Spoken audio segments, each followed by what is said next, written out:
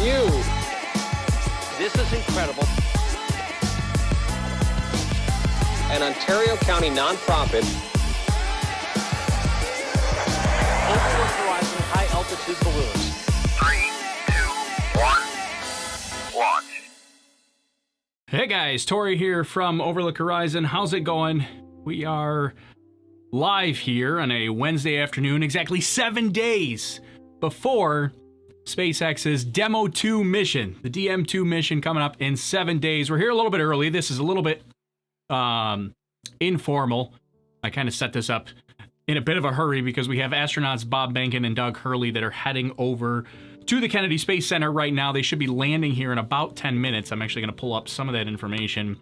I didn't pull a lot of this up ahead of time because I was in a hurry to try to put this together. I figured we'd talk. They're going to have the NASA will be live as they come in for landing at Kennedy Space Center. I imagine they'll say a word or two. Let's see if I can find it. There it is.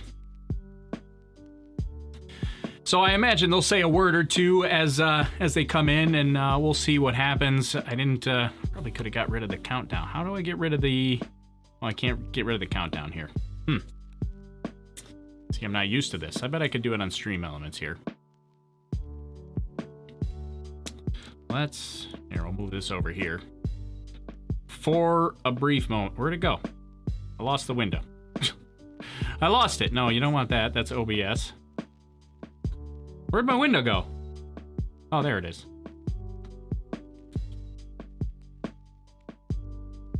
There, I wanted to do that. So we're going to hang out here for a little bit. Got it with a hammer. Get it with a hammer. It always works for me. I know, right?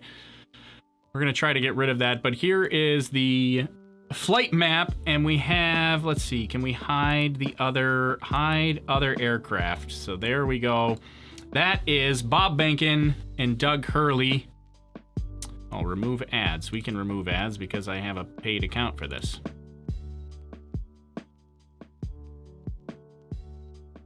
Here we go. See, this is what happens when you put together a stream, like, in 10 minutes. So, I want to get this up here. I see all your comments coming in. We'll chat in just a minute, but let's get this up here. There's, it's down in the corner there. I'll make it a little bit bigger in just a minute. Actually, I suppose we could make it while I'm messing around with all my stuff. Let's see, should I be on the other side? I'll go on the other side here. While I'm messing around with my stuff, I'll get it full screen here for you.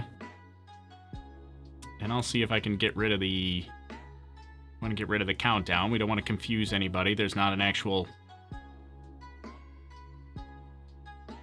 launch happening. There we go. Save that. That'll be ready. That'll be ready when we switch back to the other view. But, so anyways, thanks for hanging out, joining in here. We want to see, I'm probably going to do a bunch of these as we get a little bit closer to the Demo-2 flight. So obviously Demo-2 is going to be on Wednesday, and Wednesday we're pretty much going to be live just like practically the whole day. We're going to start around noon on Wednesday. At least that's the current plan. Launch time on Wednesday is not until 4:30 p.m. Eastern time, so we'll be live a couple hours ahead of time. But we want to see the astronauts head over to, from the astronaut quarters over to the pad. We'll see a little bit of that. Want to see all the lead up. NASA's going to be live at like 12:15, so we'll be live pretty much that entire time as well. You drop in, say hello, drop out, do whatever you got to do next Wednesday as well. But it's going to be super exciting. Maybe it's just me. I'm like pumped. I'm ready for this to go. I'm super excited. Let's see. Okay, so I think I got everything up and running here now so that we're good to go. So hey everybody, let's see who we got. Philip over on Facebook that was telling me to hit it with a hammer. Foxy Paws checking things out over on the Twitch channel. Tech Vault, Justin, Eagle Soars, same Justin. Matt Parkinson. Maddie, you were on my my personal Twitch the other day too, weren't you? Are you the same guy that we were chatting it up on Twitch the other day? Space Nerd, hello. You've all recognized a whole bunch of people. Ken, what's going on? Hi from Germany. Hey, how's everybody doing? I'm glad everybody's in here. And this is going to be a little bit of a test too, especially on the YouTube side of things. Maybe not so much for Facebook and Periscope, but on YouTube, I enabled low latency mode. So hopefully our interactions will be a little bit quicker, because it's always a bit awkward. We always have like a 30-second delay between when I talk and when you actually hear me. And so I've reduced that now, and it should be much, much shorter. So that should be better, but it'll be a bit of an experiment, because it's kind of a give and take when you reduce the latency there. The latency is nice because if I have any blips in my internet connection, then you guys don't see them. You don't get a bunch of buffering on your end. But the downside to that is when I talk, it always takes a little while for it to get to you. But with low latency, we're gonna try it out, because I've been using my personal Twitch for the last couple weeks, doing some testing with some of the broadcast capabilities and my bandwidth and things like that, kind of pushing the envelope on the personal Twitch channel to see if it'll work on this channel. And I think it'll be okay. I think with the low latency and our new streaming computer that we have, I think we're gonna be all right for doing the low latency, but we'll find out and we'll see how it goes. Let's see. So I also have up and available, here's this is the NASA TV stream here. We'll have that. We'll pull that up in a little bit as they land, but for now, we're going to keep an eye on just the aircraft as it comes in. So it's estimated to land at 3:50 p.m. Eastern Time, which is in about 13 minutes from now. So we will be, hopefully they'll be on the ground shortly, and then they're supposed to, I think, meet with the press a little bit at about 4 o'clock Eastern Time. So we got about 23 minutes or so. How long is the delay now then, Tori? Well, however long that was. I read your comment as soon as I saw it pop up. So that long. So I don't know. I have no idea, to be honest. I'm not sure. Why are the spacesuits white in case of emergency? Orange is better visible on the sea. Well, keep in mind, so the orange parachute, or the orange suits for Space Shuttle, were a lot different than. They had different abort modes for Space Shuttle than they do for SpaceX Crew Dragon. SpaceX, you really shouldn't have any astronauts in the water for SpaceX. Like, they're gonna stay in the capsule until somebody comes to get them out. Space Shuttle had, somebody will have to correct me because I don't remember the exact details on the Space Shuttle abort, but I believe there was I could be completely making this up too, but somebody correct me if I'm wrong. But I believe in the RTLS abort mode, the return to launch site abort mode, there was an abort mode available where they would come back and potentially not make it all the way back to landing. Am I making this up, or is this real? I don't know. Maybe I just read this in a sci-fi thing, but I believe there was an abort scenario for Space Shuttle where they might actually like jump out. I could be making that up. I have no idea. But anyways, that was the thing for the Space Shuttle being orange. I don't know. I don't want to get too far into that because now I'm doubting my recollection. Does anybody know what I'm talking about? I'm doubting my recollection on whether that's actually a real abort scenario or if I just read that and made that up. I don't know. So now I'm not. No, they would bring it in, stable glide, and then deploy a rope and jump out. All right, is that for real, Philip? That's correct. Okay, so Dan's telling me that's correct. See, like as I'm saying it out loud, I'm like, that can't be real. The Space Shuttle was planned with ejection seat. Well, I know the original. There were original plans for ejection seats, but the ejection seats were not present on all the later flights. They basically were like, yeah, these are no good. The window of opportunity to eject from the Space Shuttle was so small that it was really unnecessary, because you can't eject from an aircraft when you're going 10,000 miles per hour. So there we go. Gregorius says the only abort scenario for shuttle is the escape basket on the tower. Well, there were a lot of abort scenarios. Whether they could actually do them or not was another question, because astronauts would famously be afraid of the return to launch site, the RTLS abort sequence, because it was so crazy and such an insane flight path that most of them didn't think that they could actually do it and survive. So it was like, yeah, this is our plan, but we're never gonna try this unless we absolutely have to. Let's see. Yeah. Oh, Crippy says, yeah, I know, but maybe they plan the space suits with the ejection seats in mind, then they remove the ejection seats. Well, I think the ejection seats were actually gone before the orange suits came about, because they used to wear those, the blue suits way back in the early Space Shuttle days. And that's when you had the ejection seats. It was way back in the beginning. I think it was only on like maybe, did it even make it? I think it was like the first 2 Space Shuttles they had ejection seats on there. But by the time they got to the orange spacesuits, no ejection seats at that point. Here you go. Dan's telling me a pole-like device would extend from the open hatch, hooked onto the pole. For the astronauts to avoid hitting the wing. Yeah, see, I knew.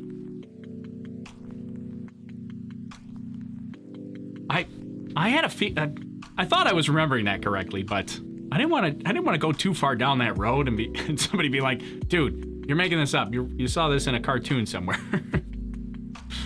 I wish we got that in the UK NASA TV. Firebug, you should be able to go to YouTube. Can you not get it on YouTube, NASA TV? Because that's where I'm pulling it up. It's from YouTube. So you should be able to get it there, I would think. Let's see.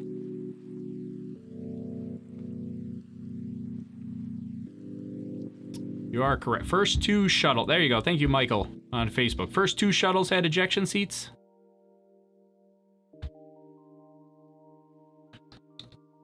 Yeah, so not a whole lot of ejections planned, but I believe, I thought the orange was for that RTLS scenario that I was talking about, where basically the astronauts would climb out. They would glide as far back to Kennedy as they could, and then they would climb out of the open hatch at the last minute and jump. At least that's what I thought, but don't take my word at that. That, like I said, I could be making that up, but it sounds like you guys are confirming that I'm at least somewhere in the ballpark on that. Let's see. All right, I'm still getting a bunch of my streaming tools set up here as we're chatting.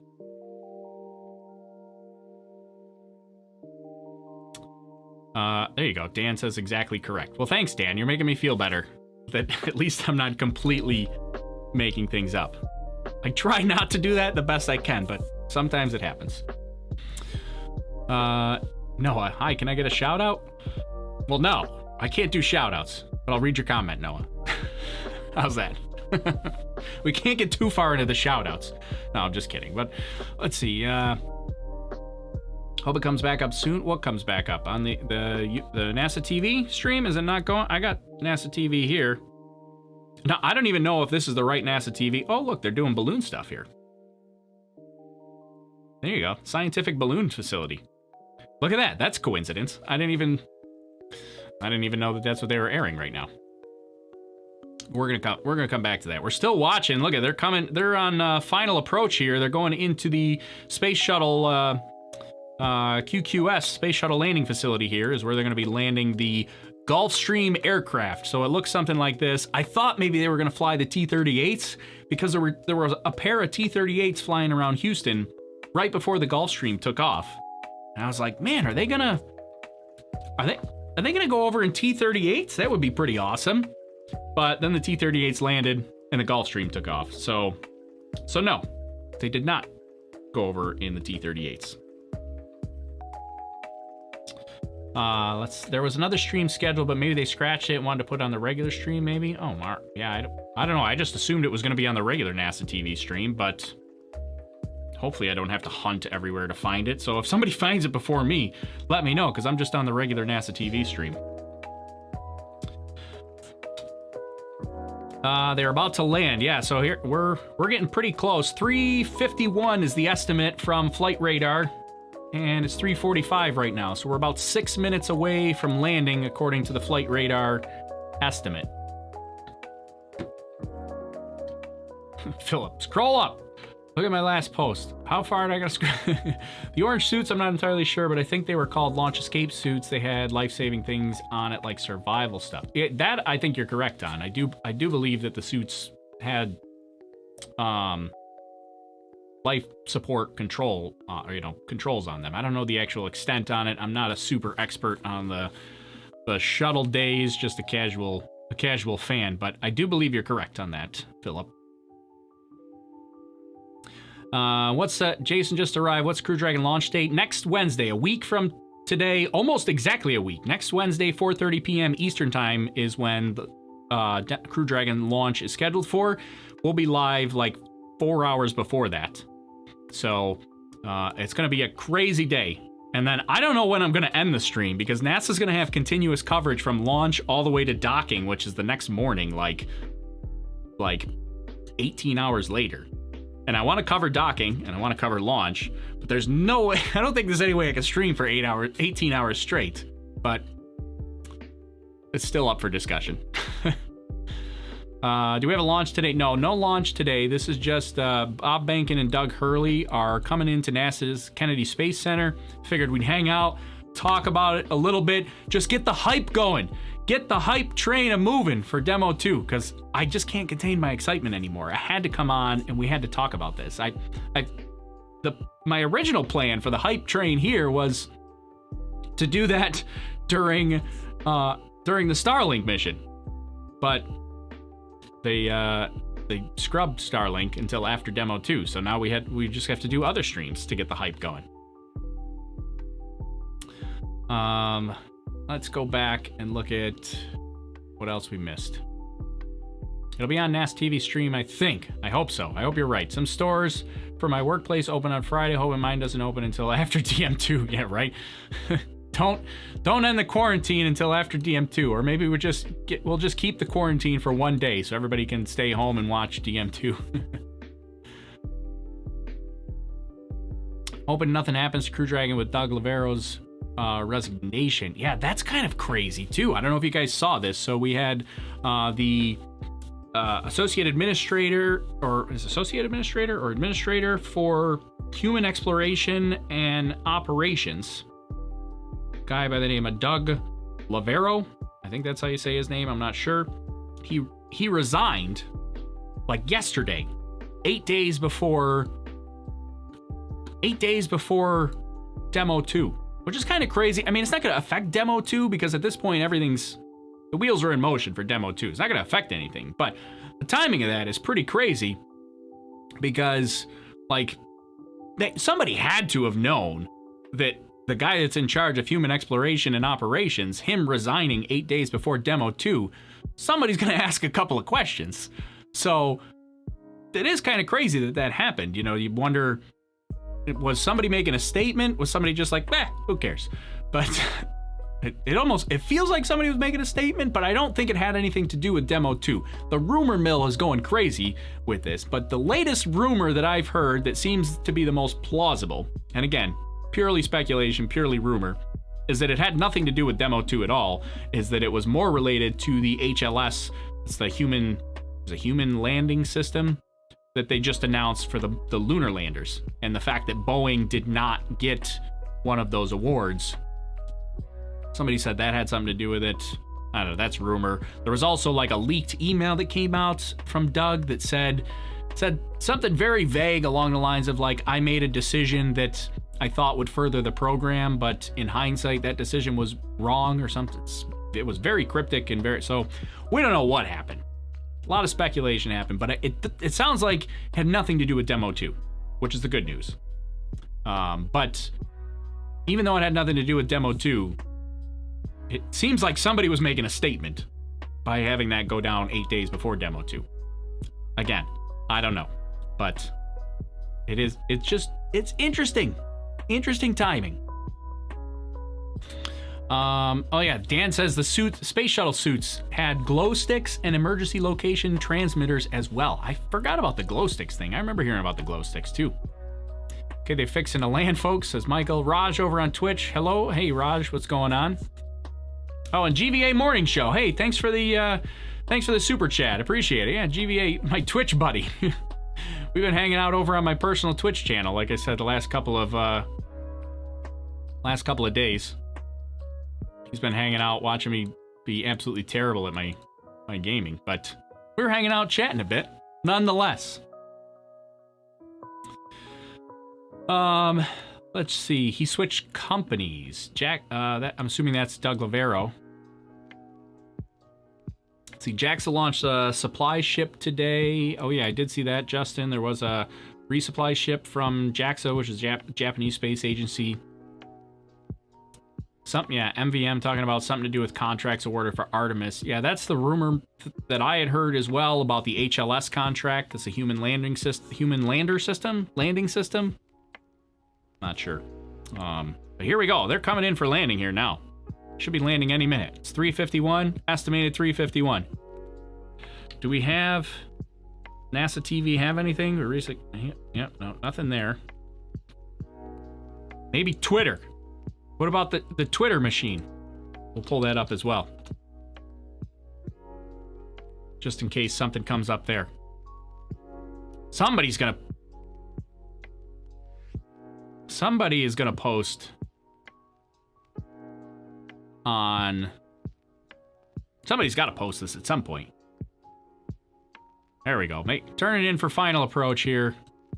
I thought they were going to land the other way, but apparently not. There we go. What are we at? What's our altitude? 600 feet. Coming in. Let me move the NASA stream over to my other window here. Oh, no, I want it on this window. So it's out of your way. I'll keep it up. I'll keep it up in the corner here so that I can get ready to switch over to it in just a second. But there we are. They're coming in. 200 feet, 275, 250. I don't know what the elevation is there. GPS says 125, calibrated altitude 250. That might be, there you go, GPS altitude says 75. We got to be at touchdown here now. There you go, 0 feet, GPS altitude, touchdown. The elevation's got to be close to sea level, right? I mean, the ocean's right there. pretty much got to be 0 feet, 0 foot altitude, right? There we go. They got to be on the ground now. Oh, and here we go. Shuttle landing facility.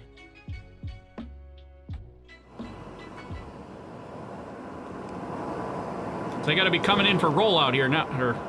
Yeah, rollout? Is that what that's called? They on the ground, says Michael. Yes, we're on the ground here now. What's this over here? What are you seeing? Is that this thing? Oh, yeah. My light's in the shot. Move that over. You're not supposed to see that. We're waiting on them. Where are they?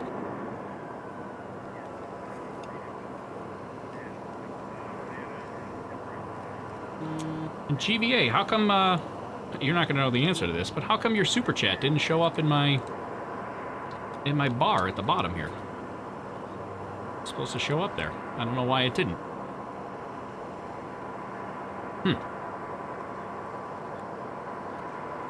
This is the problem with having all this fancy tech, is there's always something that goes wrong, right?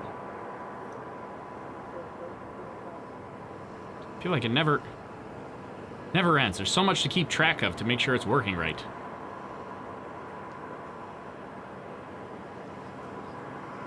Emery Kelly on Twitter just said, just heard the unmistakable sound of reverse thrust at KSC's landing facility. The astronauts are here. Okay, so they're here. We don't see them yet. We're waiting to see.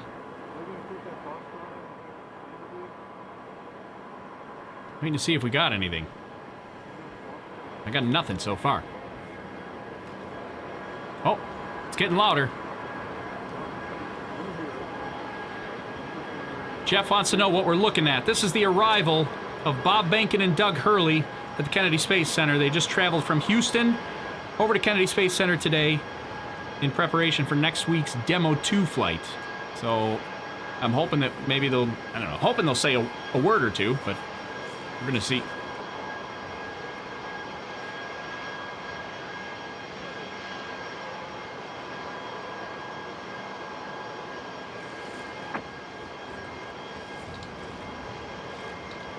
There they are.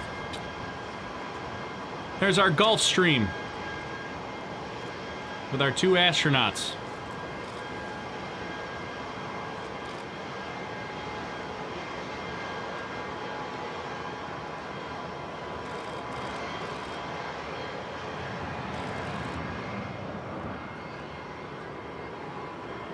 So there's arrival. Two astronauts. They'll have. It's going to be kind of a crazy week here. We got flight readiness reviews. I think the very first flight readiness review is tomorrow. Is that right? Then they'll have another flight readiness review right before launch, a day or two before launch. I think it's on Monday. And then throughout this whole time, they're going to be in quarantine, which is actually normal despite the times right now. They would be in quarantine regardless of all the crazy things going on in the world right now, but they would have been in quarantine anyways.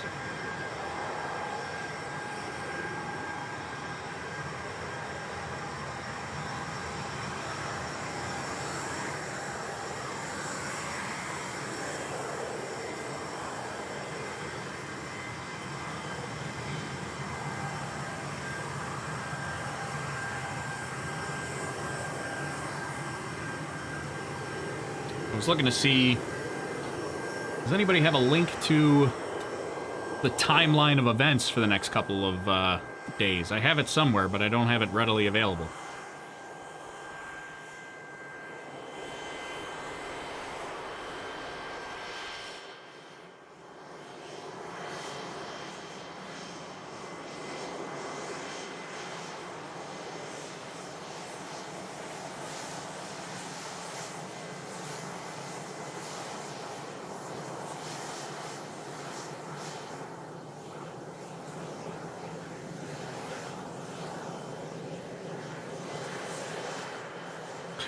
Peter says, "What is happening?" So this is the arrival of Bob Behnken and Doug Hurley, the two astronauts that will be flying on the SpaceX DM-2 mission, the Falcon 9, launching next Wednesday at 4:33 p.m. Eastern Time.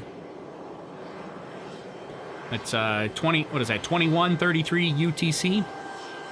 Next Wednesday, the 27th. And so this is their final arrival to Kennedy Space Center. They left Houston. They're based in Houston. They left Houston about, what was that, like 3 hours ago. They left Houston. And they've just landed at Kennedy Space Center.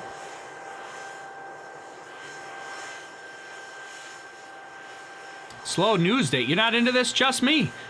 This is an excellent news day, as far as I'm concerned. I'm excited for this. You should try doing this on GTA 5. That's a good idea, GVA. We'll do that. We'll do that on my next personal stream. On the personal Twitch channel. Will a Tesla vehicle arrive like they're planning on the launch date? The Tesla vehicle's already there. That's all decked out with all the NASA logos and everything. So, yeah, the Tesla's already there and ready to go. But yeah, they will travel in a Tesla from the astronaut facility over to the launch pad.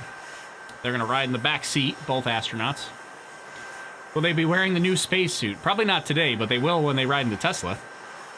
I think today they're just in their blue astronaut jumpsuit, their onesies.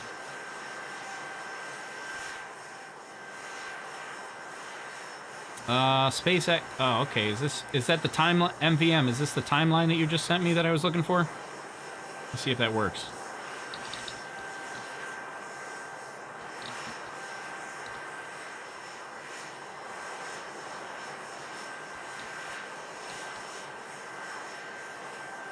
Timeline. There we go. Perfect. That's a... I think I got it here.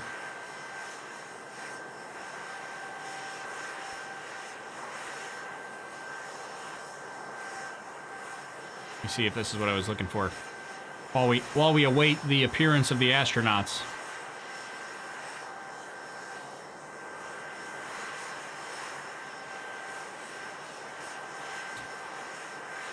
Now, yeah, they've been in quarantine now for about a week. Again, that's normal quarantine for astronauts launching to the International Space Station. It's nothing to do with the coronavirus pandemic right now, but normal quarantine that they would normally be going to. Are they unable to turn the Gulfstream because the helicopter rotor is in the way? Come on, somebody didn't think that one through? They can't. The wingtips are gonna collide with the helicopter rotor. I think they're trying to yank the rotor out of the way so that they can, because you can see the wheels are turned. There you go. They're gonna go right underneath it, because I think they're gonna turn perpendicular to where they're facing right now. Because he had the front wheels turned 90 degrees. Oh, and now this guy's got to run back over here because he's the marshaller. He's got to bring him in. It seems like that could have been planned out better. Hopefully that's just a minor oversight, something that they really weren't looking for. You know, who knows? Maybe the pilot just kind of got a little too close, like Dan says. A little too close to that. There we go. Now we're ready to park it. It's funny, though. Who resigned from NASA today? That was yesterday. Doug Lavero resigned. He was the head of human exploration and operations. Resigned yesterday. From what I've heard, it's nothing to do with DM-2. Except for the fact that the timing is kind of crazy. We mentioned that a little bit earlier. The timing is a bit crazy. I'm sure that whoever made the decision, whether he chose to resign or whether he was forced out, I'm sure it was not lost that DM-2 was coming up in 8 days. But from what I've heard, it had nothing directly to do with DM-2. I don't think that pilot would be flying for SpaceX.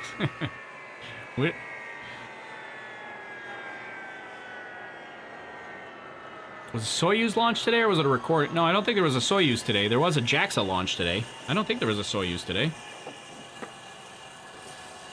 That would be, like, very, very close to DM-2, so, yeah, I don't think there was a Soyuz today. There they are. Roll out the red carpet? No, black carpet. There they are. Oh, they're coming out quick. It's Doug and Bob. Bob CABANA said, I wish I could shake your hand.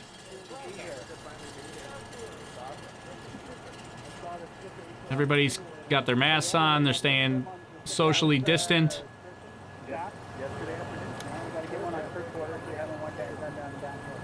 Can't really hear anything.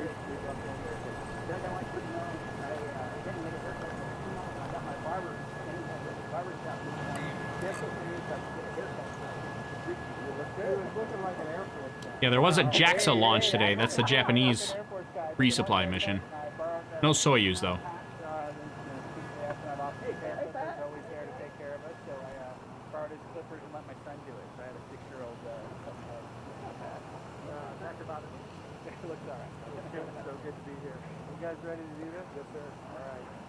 I was trying to listen in to hear what they had to say, but couldn't really hear anything. All right, sweet. Let's hear what we've got to say.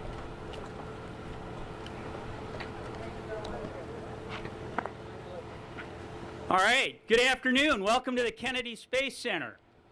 You know, it's been almost 9 years since July 4th of 2011. That's the last time a crew flew into the shuttle landing facility on their way to space.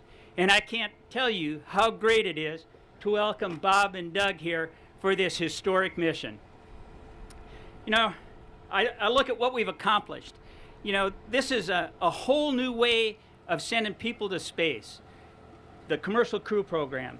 This really is monumental. And I consider all the things that we're doing, you know, and it's amazing. It's absolutely amazing. I couldn't be more proud of the role that KSC has had to play in enabling U.S. astronauts flying on U.S. rockets from here at the Cape once again. Absolutely outstanding. So great to have you guys here. And you're going to hear from Bob and Doug in just a minute. But before they get a chance to talk and get introduced, it's my privilege and honor to introduce our NASA administrator, Jim Bridenstine. Jim has been a huge advocate for the Commercial Crew Program, and his leadership, you know, he's been a strong supporter of the government commercial partnerships, a new way of doing business at NASA, and especially here at the Kennedy Space Center. And, you know, like Doug and I, Jim is also a naval aviator, and I kind of wonder if maybe he wouldn't like to trade places with Doug. I know I sure would. So Jim, over to you, sir. All right, thank you, sir. Bob didn't say the yeah, famous thank you. words.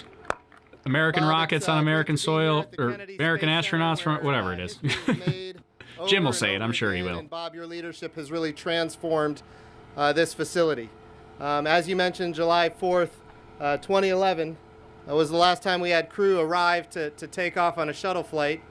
But I would also like to say that was a tough time for the agency. It was a tough time for the Kennedy Space Center.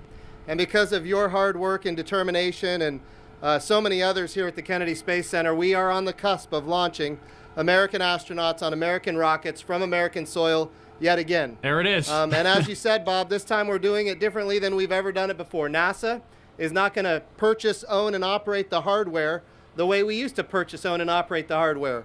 We are partnering with commercial industry with the intent that they would go get customers that are not NASA and drive down our costs and increase the access to space. And ultimately have multiple providers that are competing against each other on cost and innovation. And of course, that's what this Commercial Crew Program that NASA has been pushing forward on for so long, that's what this program is in fact all about. I'm going to turn it over to the astronauts here in just 1 second, but just to put a historical significance on this moment in time. This will be the 5th time in American history when we have launched American astronauts on a brand new vehicle. I thought he was going to say it We did again. it in Mercury, Gemini, Apollo. We did it with the space shuttles, and now we're going to do it on a SpaceX Falcon rocket with a Crew Dragon space capsule. And it's these gentlemen that are going to have the opportunity to pioneer once more for the United States of America in what is this new era in human spaceflight. So this is a very historically significant moment. And I also want to say that I know times are tough right now. You know, Bob CABANA and I have been walking around in our masks. Everybody wants to shake hands, and yet we have to resist. We just welcomed our astronauts, and we couldn't shake. We're waving from 6 feet away, and we're looking at all the media that are here, and everybody's wearing their masks. This is a tough time in American history. It's a tough time in world history. But it is not unique to the times that we saw in the 1960s. We had a war raging in Vietnam. We had protests. We had civil rights abuses and civil rights protests. We had division in this country, the likes of which were never seen before. And at the same time, NASA was able to unite not just the United States of America, but we were able to unite the world in this very unique moment when we saw Neil Armstrong and Buzz Aldrin land on the moon. Now here we are in this point where NASA has not had access to the International Space Station with its own rockets now for 9 years. And this is a moment when we can all look and be inspired as to what the future holds. We have a moment in time when we don't just have to reflect on how difficult things are right now, but we can talk about how bright things are going to be in the future. And with that, I just want to say thank you to Bob and Doug for the great work you're about to do, the amazing work you've already done, veterans of multiple space shuttles each, space shuttle flights each, and just you're the best that America has to offer. and we're thrilled that you're willing to take on this mission to once again return American astronauts on American rockets from American soil to the International Space Station. So with that, I'll turn it over. Bob, Behnken, I'll turn it over to you first to say a few words, and then you can turn it over to Doug, and then it's over to you guys. You guys are going to be answering questions. So with that, Bob, I'll turn it over to you. All right. Well, thank you, sir. We really appreciate the introduction and would like to thank Colonel CABANA for his leadership both here at the Kennedy Space Center and back at the Johnson Space Center when we all entered our service as astronauts. He was the chief of the office and welcomed us aboard, and so we've been under his tutelage or leadership for quite some time, and we really appreciate that. Both Doug and I are really excited to be here. This is an awesome time to be an astronaut with a new spacecraft, to get a chance to go and fly.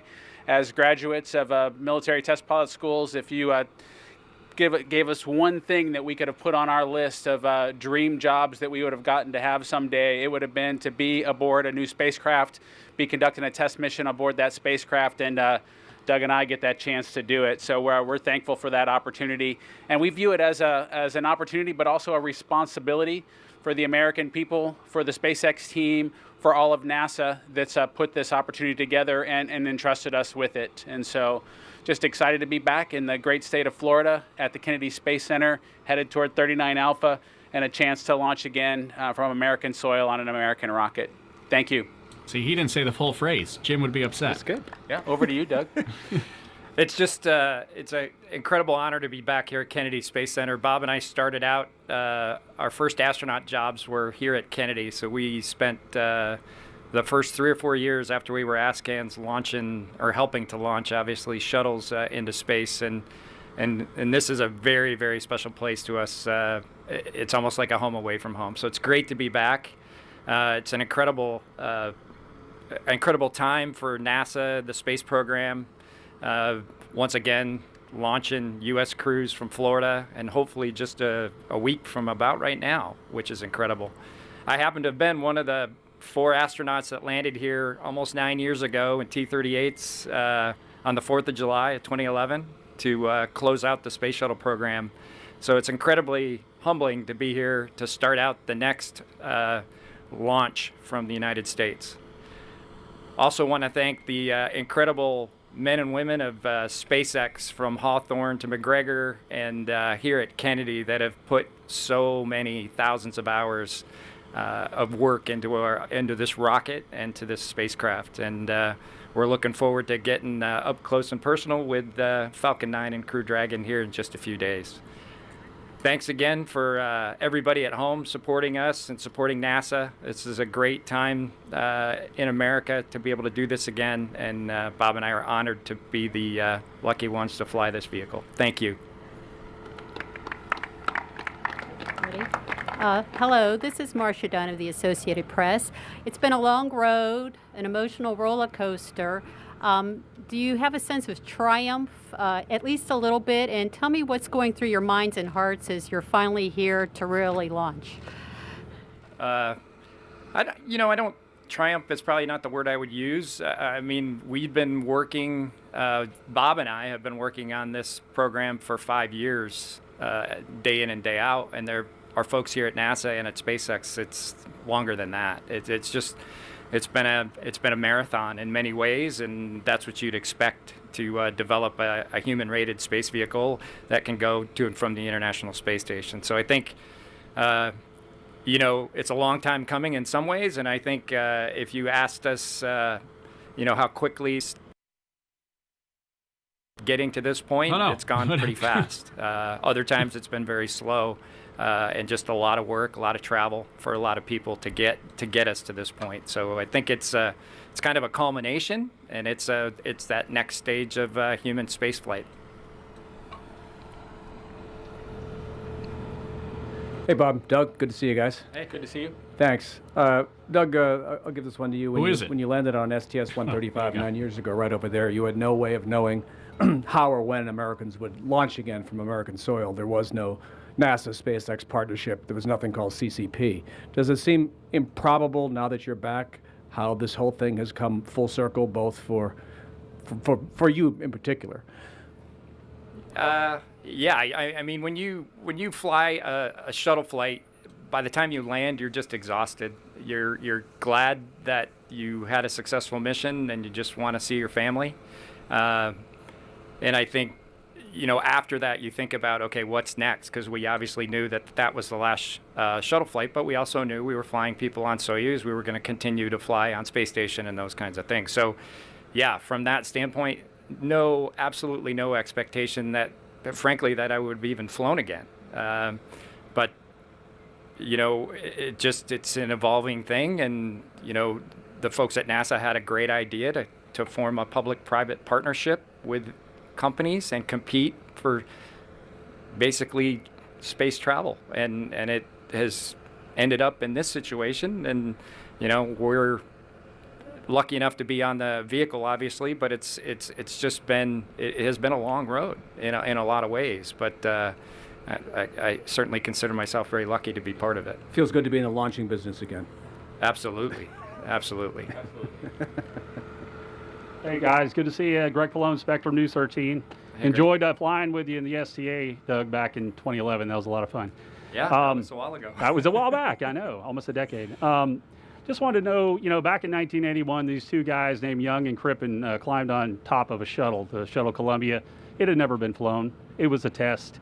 Have you guys taken some inspiration from those two guys doing what they did? A pair of guys getting on this huge spacecraft, and now you're going to be going on a test flight as well on a brand new spacecraft. Any inspiration from those? We certainly take inspiration from all those who've come before us, particularly the folks that have done a first flight of a new vehicle. I think whenever we've had a chance to speak with some of those folks, and I know the STS-135 crew kind of had a special relationship with that crew being the kind of the first and the last in the shuttle business. Whenever we've had a chance to speak with the astronauts who had those opportunities before us or those responsibilities before us, the thing they've emphasized is in the moment being as prepared and ready for whatever may come your way as possible. And I think the inspiration to do that has come from their successes, and both Doug and I take that very seriously. Whenever we've executed a training simulation or a verification event of the spacecraft hardware, we've really tried to focus on and think about, hey, what would Bob, not this Bob or that Bob, but Bob Crippen have done in this situation, or what would Captain Young have said at our Monday morning meeting? He was there when we entered our service in the astronaut corps, always had good ideas and just willing to share them with everybody, anyone who would listen, and we took that to heart and, made sure that whenever we were presented those opportunities, we asked those questions. We tried to be as prepared as possible. Nobody wants to see this mission to be a success more than us, as you might imagine, and we don't want to be the folks that don't make it successful. So we definitely take inspiration from those that have come before us. So we're gonna listen to a couple questions, and then I'll jump back in after all this is done, but I'm going to keep listening in. Right now, I'm a little short-handed. Has any determination been made on how long you all will stay at the station?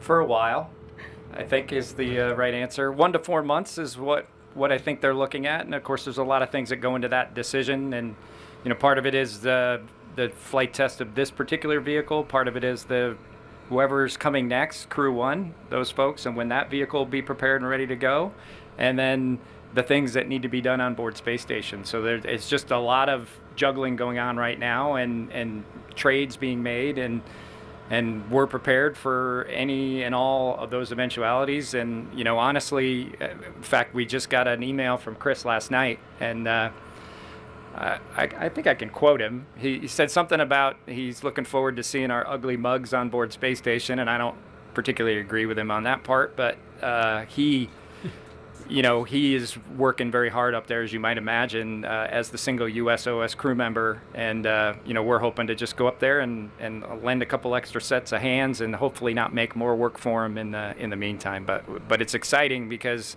we know Chris very well. I flew with Chris. My wife flew with Chris.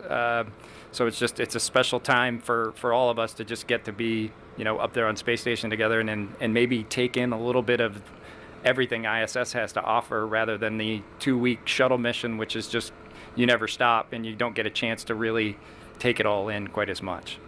Thank you. Hi, Dan Billow from WESH. I'll address this to you, Doug, just randomly, I guess, but I'd like to know what you think of the Crew Dragon as a flying machine. I think it's an outstanding flying machine. You know, the folks at SpaceX, as well as Kathy Leaders and her team with Commercial Crew, have just spent a ton of time working on this vehicle and honing it to the vehicle it is right now. It's been through all kinds of different testing, culminated a few months ago with the in-flight abort, which is probably one of the most incredible things I've ever seen in person. That was just crazy. an amazing vehicle. It is definitely not the Space Shuttle. In many ways, it's much smaller, but it's a capsule. It's state-of-the-art from a technology standpoint, and we are so excited to be in a real spaceship and not the simulator here in just a week. It's got to be a crazy feeling when you finally climb into the real thing. Right now over here. Good to see y'all. What do you guys have planned over the next week between now and the launch? I think you're going to be able to actually strap into the spacecraft this weekend, get a look around and get a feel for it. But also, how excited are you for that? And are you going to have any time for to spend time with your families, maybe at the beach house? Any other things that you're excited about over the next week, getting ready to launch on May 27th? We do have a lot of exciting activities over the next 7 days. We'll get a chance to put our spacesuits on again to make sure that they're finally completely up and ready for the actual event. As you mentioned, we'll get a chance to climb into the Dragon capsule, strap in, and walk through the pre-launch timeline inside the vehicle. That'll involve riding in the Teslas out to the launch pad, going through that whole exercise just to polish the team one more time prior to the launch. And then, of course, the big show on the 27th you're familiar with. We will have our families in town here in a few days and get a chance to spend time with them. They've been observing a pretty tight quarantine to make that a possibility, and so I think both Doug and I are really excited to spend some time out at the conference center, right, Colonel Cabana, the conference center, formerly known as the Beach House. Get a chance to go and visit that facility and maybe start a tradition or two out there with our families as a part of the new era that we're embarking on. Good luck. Thank you. Thank you. And this will be our last question. Hi, gentlemen. Mike from Fox 35 in Orlando. Hi, Mike. So you guys have been training for this for such a long time, and then you get this wrinkle called the coronavirus. So I wonder how that changed preparation for this mission. You planned, you got all ready, and then this was like the monkey wrench. So what will you tell us about how that made things different? Well, I think just as every person standing here and every person in the United States and around the world, this has been, I think, it's been a huge wrinkle, to say the least, to adjust everyone's lives and how we do business and how we train and how we operate. It's been a huge, obviously, shift for everybody.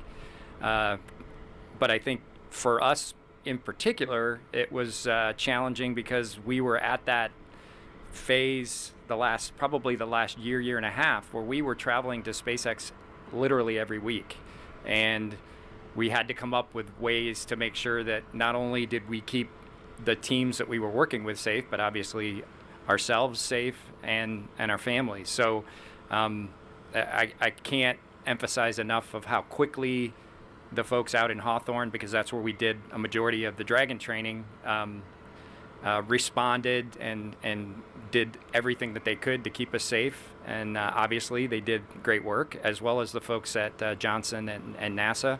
And we had to come up with a lot of unique ways to continue the training without too big of a speed bump. And I that is, there have been so many things over the course of the last several years that have amazed me, but that certainly is high on the list, because just for the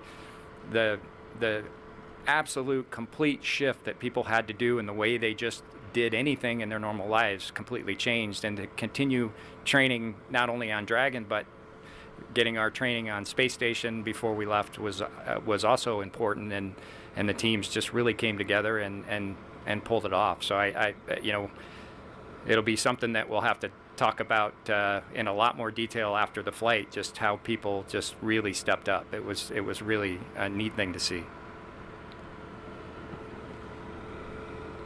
Okay, so I know that was the last question. I'm going to take liberty and ask one final question, if that's okay. You guys have been communicating with me, and I've seen that as you are blazing this trail, and you really are blazing a trail, each of you has shown me from time to time new traditions that you are establishing. And it's hopeful that those traditions will carry on and maybe even be added to in the future. Would each of you share some of your thoughts on what are the new traditions that you have already established? I know there's going to be more. We've got another week before launch. But as far as where we are right now, what are some of those new traditions that you have established? I actually like that question. Let's see. I think back at my home in Houston, we took the opportunity to do something that's pretty common from an astronaut perspective around the world, which is to plant a tree someplace. And so I've done it in Baikonur. Crews do that in Kazakhstan on their way to launch on the Soyuz. And I took the opportunity with my family to do a tree planting, so not necessarily a public sort of event, but a personal sort of an event. And so my son will always have that lemon tree that he was a part of planting that hopefully it makes it through Houston's hot summer this year and becomes a tradition for some other folks as well. Yeah, I would say the one thing I'll talk about, we yesterday had our final proficiency sim with SpaceX. They have a facility in Houston, and so we used to do a little bit of what we call tagging in the service. What it is essentially is putting a sticker on the simulator for your mission when you're complete with the training. And so yesterday, Bob and I put the DM-2 sticker on the SpaceX simulator in Houston as kind of a continuing tradition, and I think the administrator brings up a great point there. You know, we feel somewhat responsible to continue some of these really neat traditions that both the Soyuz crews have had for many years and the shuttle crews have had, and then maybe come up with a few of our own. And as we go through this journey, we'll certainly share some more of those. Well, I want to thank you, Bob and Doug, for taking the time. I know there's a lot of work to do between now and launch, taking the time to spend with us and share some of your stories with the media. You really are a bright light for all of America right now. And this mission is a bright light for all of America. We're so grateful for your sacrifice. And I can tell you, when I grow up one day, I want to be like Bob and Doug. So thank you so much for all you've done and all you're about to do. And thank you to the media for coming to cover this great event. Appreciate you guys. Thank you, guys. Thank you all. Go ahead. All right, there we go. So we got the questions answered. We're going to stick around. We're going to chat it up a little bit while they're going to take some pictures and do all that kind of stuff. But I saw a whole bunch of the comments, but I don't know if I'll be able to scroll back far enough. Oh, that's it? They're going to leave us? Come on. Let us watch the picture taken.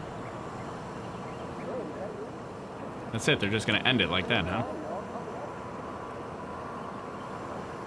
Well, they even throw the SpaceX logo on there. You can see the Crew Dragon behind my head there.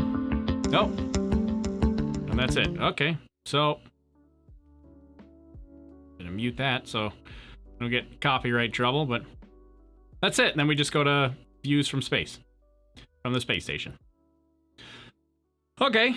Well, in the meantime, so we'll go back through some of the questions. I was hoping that we'd stick around. We get to see a little bit of, just kind of them milling around and chatting it up a little bit. But they're now at Kennedy Space Center. They're going to get ready. They have some final checkouts they're going to do, both with their spacesuits. They're going to have a one more dress rehearsal where they will actually go through all the procedures, climb into the Dragon.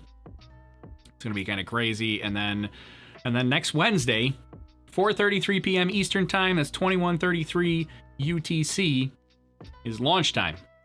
Now there are a lot of things, and I have this somewhere.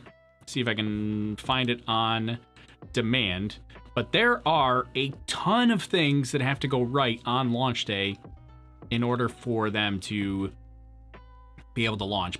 Even just from, you've got all the technical requirements and all that kind of stuff, but one thing that I find kind of interesting is that there are a lot more weather criteria items that they have to meet in order to have a successful launch. Because you got to remember, you've got all the regular rocket launch criteria: ground level conditions, upper level winds, precipitation, cloud cover, all that kind of stuff. But you also have, there it is, I was just looking for that. You also have, in addition to that, we can hide that, all the criteria for weather at possible abort landing sites. And really, because the Crew Dragon could abort at any time with those Super Draco engines, your possible abort landing sites are practically infinite. It's pretty much anywhere along the flight path you could land. So they're going to be watching the weather all through the flight plan, or all through the flight path, looking at what the ocean conditions are like, wave height. They're going to be looking at even like precipitation and lightning and storms and wind conditions and all that kind of stuff through the whole flight path, in the event that they need to, or at least the first portion of it, when they could potentially do an abort. So you've got, a pad abort where they're going to go up and land pretty much right next to Cape Canaveral. You've got an abort that could happen anywhere along the flight path, all the way up until, they get a couple hundred miles downrange. Eventually you get so far downrange that now you're in orbit. Or you're going to make it, you might be very, very suborbital and you make it almost all the way around. Maybe you land in, they could potentially land in the Pacific Ocean if something went really wrong, but hopefully we're not going to see anything like that. But just keep in mind, that's a lot of the weather that they have to look at. So they're looking at, these are the launch weather criteria for Crew Dragon. You've got a bunch of these are regular criteria just for launching a rocket. Sustained winds at the 162-foot level of launch pad exceed 30 miles per hour. No go. Upper level conditions that create wind shear that could cause control problems. No go. That one's very vague because there are a lot of things that can change that. The rocket can steer through some high-powered winds. They can do some things with the rocket, and I don't know if SpaceX does this in real time. They might be able to do this in real time, but I think ULA can do this, like leading up to the seconds before launch. They could potentially change the flight trajectory in little bits to account for different wind conditions, especially upper level wind conditions. So you could steer into the wind instead of trying to loft up and over. You could steer into it or try to go quickly through it and over. So there's a bunch of different things that they could do. I think ULA can change that right up to launch. I don't know if SpaceX can change that right up until launch, because I think SpaceX pre-programs the flight path ahead of time. But if anybody knows the answer to that, you let me know. Do not launch 30 minutes after lightning is observed within 10 nautical miles of the launch pad or the flight path, unless specified conditions can be met. So there's one thing that's a little bit expanded because they're doing the whole flight path in case of an abort. Do not launch within 10 nautical miles of an attached thunderstorm, anvil cloud, unless temperature and time associated distance criteria can be met. Do not launch within 10 nautical miles of a detached thunderstorm, anvil cloud. Do not launch within 3 nautical miles of a thunderstorm debris cloud unless specific time associated distance criteria can be met. Do not launch within 5 nautical miles of disturbed weather clouds that extend into freezing temperatures and contain moderate or greater precipitation unless specific time associated distance criteria can be met. Do not launch for 15 minutes if field mill instrument readings within 5 nautical miles of the launch pad exceed plus or minus 1,500 volts per meter or plus or minus 1,000 volts per meter if specified criteria can be met. There's also so this says do not launch for 15 minutes. This is an instantaneous launch window. If they don't launch on time, I believe there's no window here, so they're just going to go to May 30th. Do not launch through a cloud layer greater than 4,500 feet thick that extends into freezing temperatures. Do not launch within 10 nautical miles of cumulus clouds with tops extending into freezing temperatures. Do not launch within 10 nautical miles of the edge of a thunderstorm that is producing lightning within 30 minutes after the last lightning is observed. Do not launch through cumulus clouds formed as a result of directly attached to a smoke plume unless time-associated criteria can be met. Do not launch if downrange weather indicates violation of limits at splashdown in case of Dragon launch escape. Do not launch if downrange weather shows high probability of violating limits at splashdown in case of Dragon launch escape. Downrange weather is monitored at more than 50 locations along the ascent track along the North American eastern seaboard and across the North Atlantic. Probability of violation is calculated for each location, including limit conditions for wind, waves, lightning, and precipitation. Whew! That's just... To sum it up, there's a whole lot of stuff they got to pay attention to as they're getting close to launch, especially from a weather standpoint. All right, let's see. Oh, no, we don't want that. Get this over here. There we go. All right, we'll get back to our pretty Earth views. No, go down. There we go. So, all right, let me get back to some questions. I saw them streaming by. T-minus 7 days from a few seconds ago. Oh, yeah, right. 4:33 p.m. Eastern time. It's now 4:35. So I missed the exact time, but yeah, from a few minutes ago, we were exactly T-minus 7 days. ISS app does this view no justice. It's fantastic. This is a pretty nice view. It's a little bit washed out right now because of the clouds there, but it is a nice view. Let me scroll back up. What did I miss? Did I miss something? I don't know how long ago some of these comments were, so...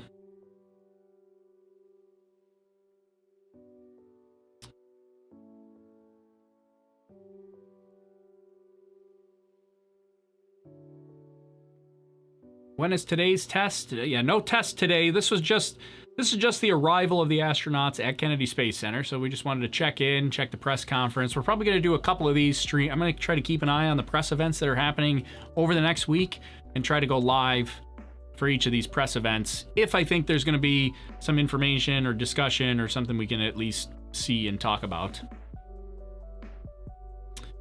Feel sorry for Boeing Starliner crew. Yeah, it is a bit of a bummer for the Boeing Starliner crew, because I know the whole Boeing team was trying to be the first, and they are definitely not going to be. They're going to repeat their orbital flight test, the OFT mission, in August is the plan.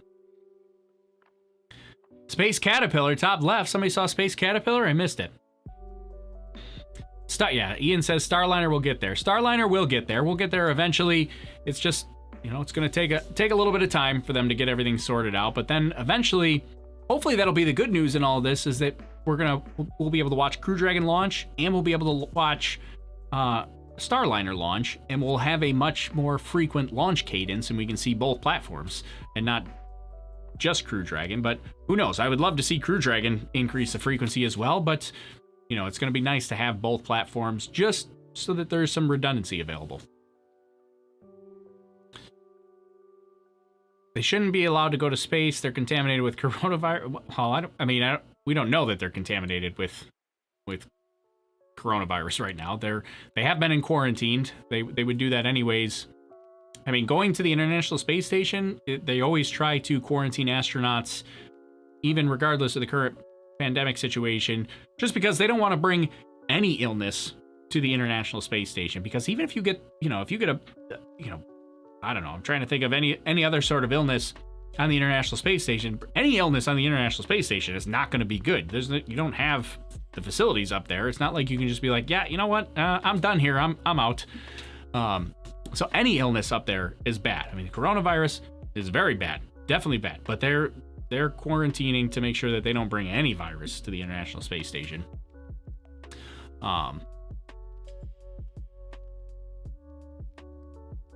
And I'm certain, they haven't really mentioned this, but I'm certain that they've been tested before they're going to fly.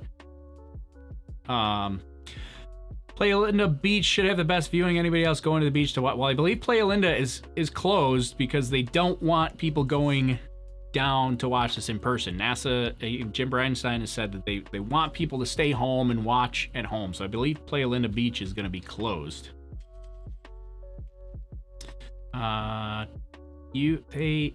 They gotta get food and water. I don't know what that means. Boeing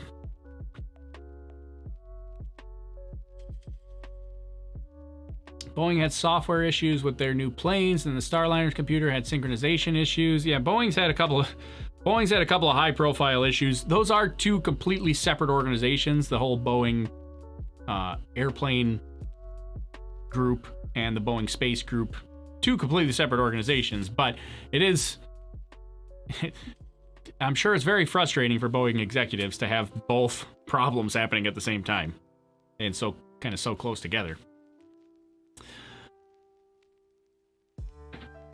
With all the cup holders in Crew Dragon, I'm sure they'd be happy bobbing around in the Atlantic for a few hours. Are there a lot of cup holders in the Crew Dragon? I don't know. I don't know if I've really paid attention to that. Are there cup holders at all, the Crew Dragon? This is not something I've even noticed.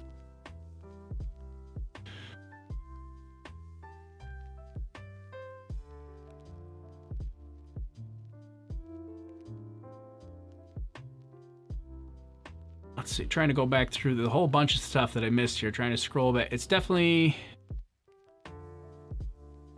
Is there only 2 of them? Oh, somebody asked, I want to go way back. I want to say it was Jason asked something about, yeah, Jason asked a long time ago, Tori, confirm for me, they're only flying 2 to ensure if it can return safely, that it won't overload ISS resourcing, having 2 extra members long term and enough room for Soyuz emergencies.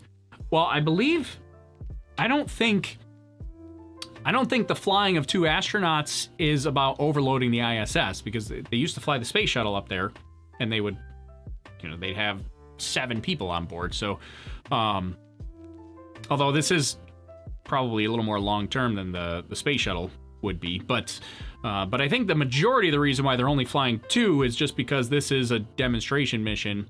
And, the objectives for this mission, remember, this mission was originally planned to be only like a 1-week mission.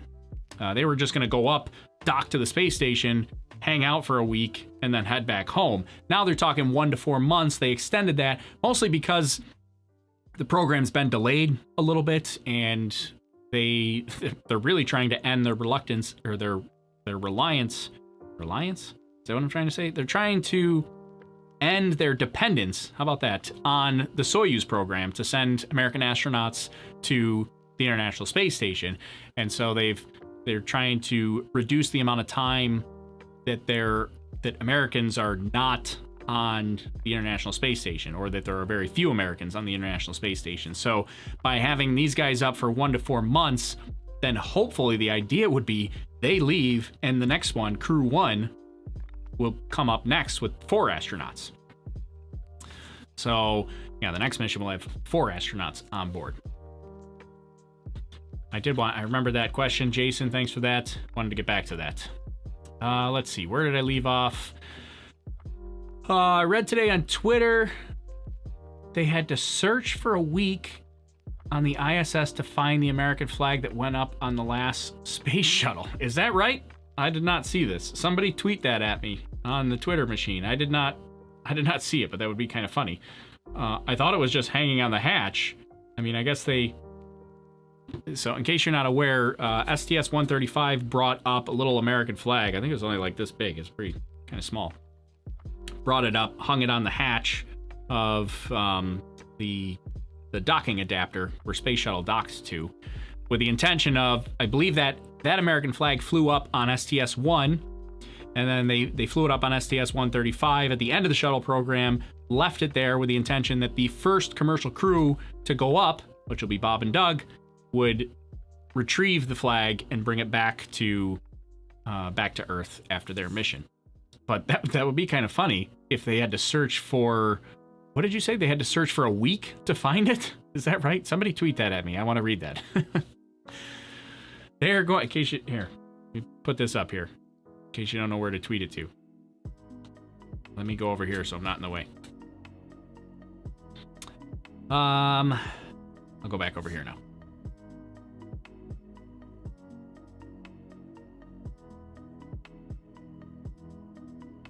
When is the launch? Australian time. I don't know Australian time, but I know it's May 27th, 4:33 p.m. Eastern time in the US, which is 21:33 UTC.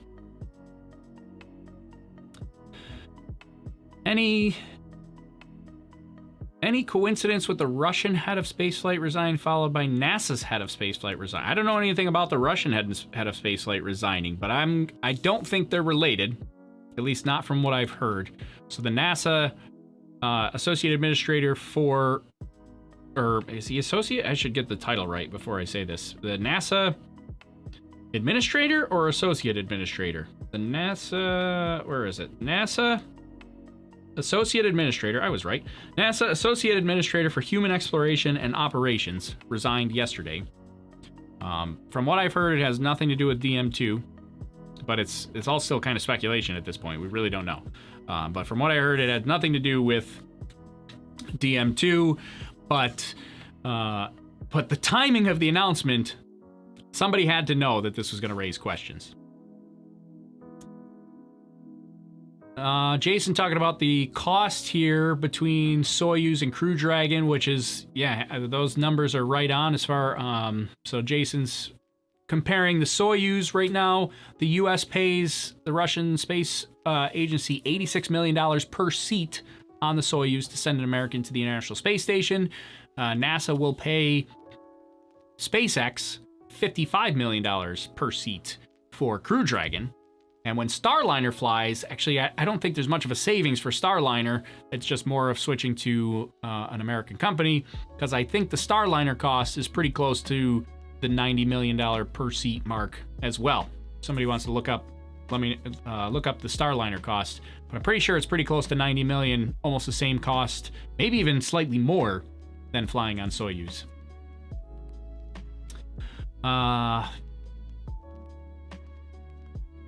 Look at it. It's the Rolls-Royce of spacecraft. Of course, it has cup holders and a drawer that comes out with ice and champagne.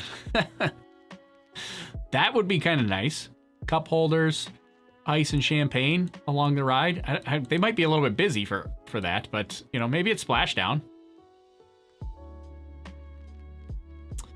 Man, there's so many comments I have to go back through. It is a government loss. Cost is of no concern. Look at Artemis. Well, I mean, cost is a concern because, you know, you look back, you know, the government launches definitely spend a lot of money. Sorry, I'm getting notifications on my phone. The government does seem to spend a lot of money on a lot of these things, especially when you look at the cost of like SLS and things like that. But they are always trying, well, at least recently, they're trying to bring those costs down, because if you look at Space Shuttle and even the Apollo program, like the costs got so high that it really gets tough for them to do their job and to continue making progress because everybody complains about the cost. So they do have to do better at paying less for doing some of the things, especially the stuff that's seen as routine, like going to the International Space Station, bringing that cost down so it's not, you know, $1 billion per space shuttle flight or whatever the space shuttle cost was, makes it a little more palatable for people in Congress or the general public that are allocating funds to NASA. And then hopefully NASA can do more with the funds that they're allocated with. So cost is a concern, but they still got some, they can still do better, especially with SLS. Put a photo of the inside of the Starliner. Oh, I can look up a Starliner photo. Give me a sec. Let me get through all these comments first. I bet it has an umbrella in the hatch in case it rains. What? You guys are out of control now. Can we all get spacesuits? I would love to get a space. You know where to get one. I'd love to get one. Did you get a hold of the park guy and confirm that Playa Linda Beach is going to still be closed? I've not been able to confirm this yet. No, I haven't tried to contact Playa Linda Beach, but I am very closely self-quarantining myself to try to help solve this coronavirus problem. So yeah, I personally, I want to try to contribute to whatever solution we have to end this, because I'm sick of it. And so I want to help contribute to whatever solution we think we have to get rid of this.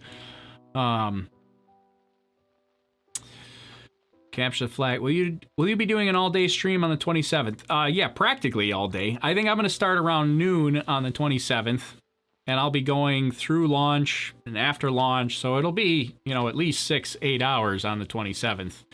And who knows? I'm still trying to see what we're going to line up for the 27th, so it will be a long stream on the 27th. It's going to be an all-day thing for me. Whether I'll be live all day, I don't know, but it will be at least streaming right around noon. I believe they're going to make, right around noon is when they're going to make the call on whether they think the weather's going to cooperate. So it's about 4.5 hours prior to launch is when they're going to make the call on whether or not they think there's any sort of chance for weather. And so once they make that call and they're like, yeah, we're gonna try, then I'll definitely be live at that point. So that's kind of what I'm waiting for.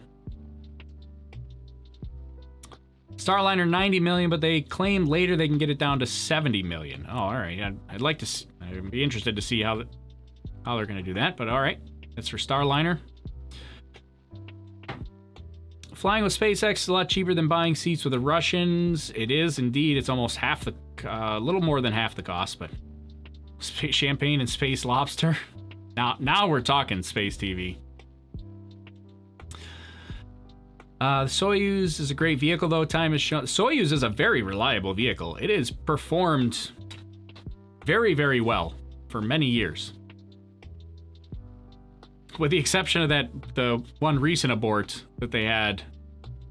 Was that over a year ago now? It was like a year and a half ago now, I guess. Time kind of flies, but aside from that, it's been very, very reliable.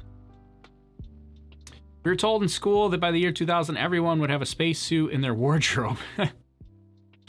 Yeah, that didn't work out. Would have been kind of cool, but President Kirk and his Space Force will militarize the whole thing. I don't know what that means. I would never use a teleporter. I don't know who would be the first to use a teleporter. I feel like that's another risky thing. I wouldn't be the first to fly on a Crew Dragon, to be perfectly honest. If we're gonna be honest, I wouldn't be the first one to fly on Crew Dragon. So these guys are way braver than I am. But being the first to use a teleporter seems very risky.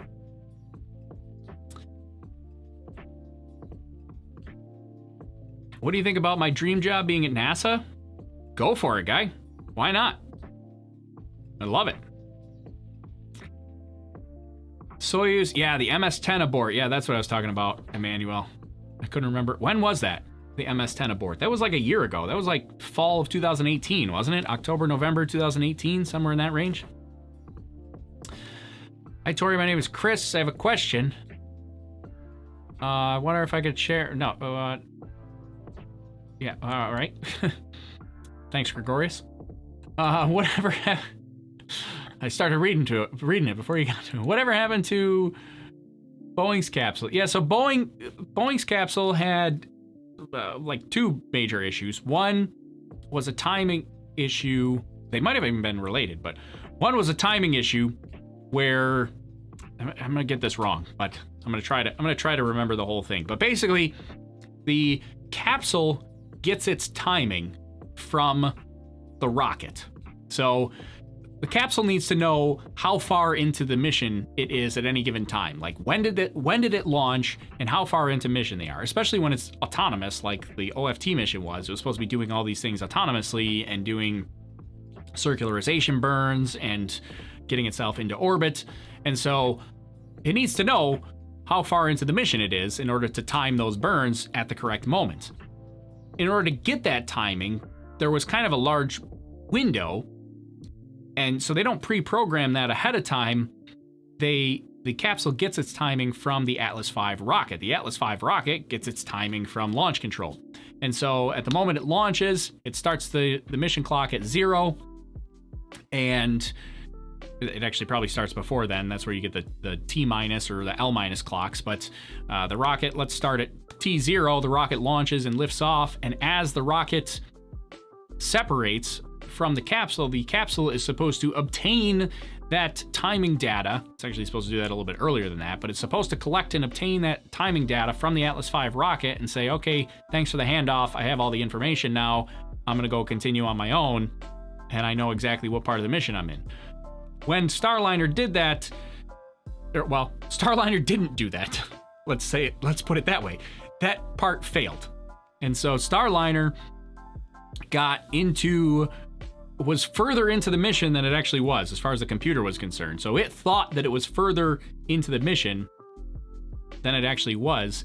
And when it came time to do the circularization burn, it didn't do that circularization burn because it thought that it was already done. It's like, well, I'm already 10 minutes into the mission. I don't have to do a burn. I did that 10 minutes ago. but it was only 2 minutes into the mission, or 8 minutes into the mission, or whatever it was. So then the next problem was ground control recognized that was happening, and they were trying to send messages to Starliner to say, hey, you're wrong, fix yourself, I've got new information for you. But they were having trouble communicating with Starliner. That's a whole separate issue on why they couldn't communicate with Starliner. And then, so by the time they could communicate with Starliner, it had already missed its circularization burn by a lot, and they were able to get it to stay in orbit. It was almost at the point where it couldn't stay in orbit and was just going to go suborbital and come right back down to Earth within like an hour and a half. But they were able to save it, keep it in orbit, so they could do some orbital maneuvers. And then during re-entry, they screwed up. They had a software screw up on the timing of separation that almost caused the service module to crash into the capsule, which also would have been bad. They fixed that like 2 hours before re-entry, and they were able to re-enter successfully. So yeah, there was a bunch of software issues with Starliner, but they're going to correct those, and they're going to do OFT over again, hopefully in August. Let's see, what do we have? Let me go back, and you guys comment so fast I can't keep up with them. Where they had to abort and land ballistically. Oh yeah, that's the MS-10 abort, the Soyuz one that we were talking about. Yeah, they had a ballistic abort, which is basically like they separated from the capsule. They were on their way up, they separated from the capsule and just continued following the trajectory and came right back down. And that sort of abort scenario results in really high G loads, because when they re-enter, normally they try to re-enter at a nice, an angle that's not too steep and not too shallow, and so they can control the G loads on the astronauts. But when you're flying ballistically like that, basically meaning you're going where Mother Nature and physics are going to take you, they come in at a much steeper angle with higher G loads. So yeah, not a comfortable ride, but a safe one.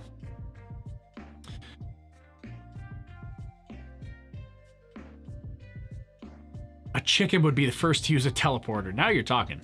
But here's the question I have on this is completely off topic. The question I have on teleporters. Suppose we could go to this screen.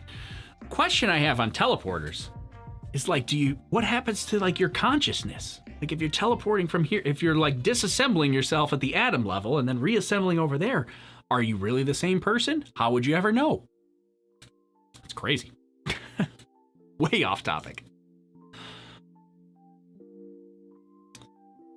Of your opinion, which is better, SpaceX, NASA, Blue Origin, etc.? I mean, I don't really look at... I try to tamp down on the space tribalism a little bit.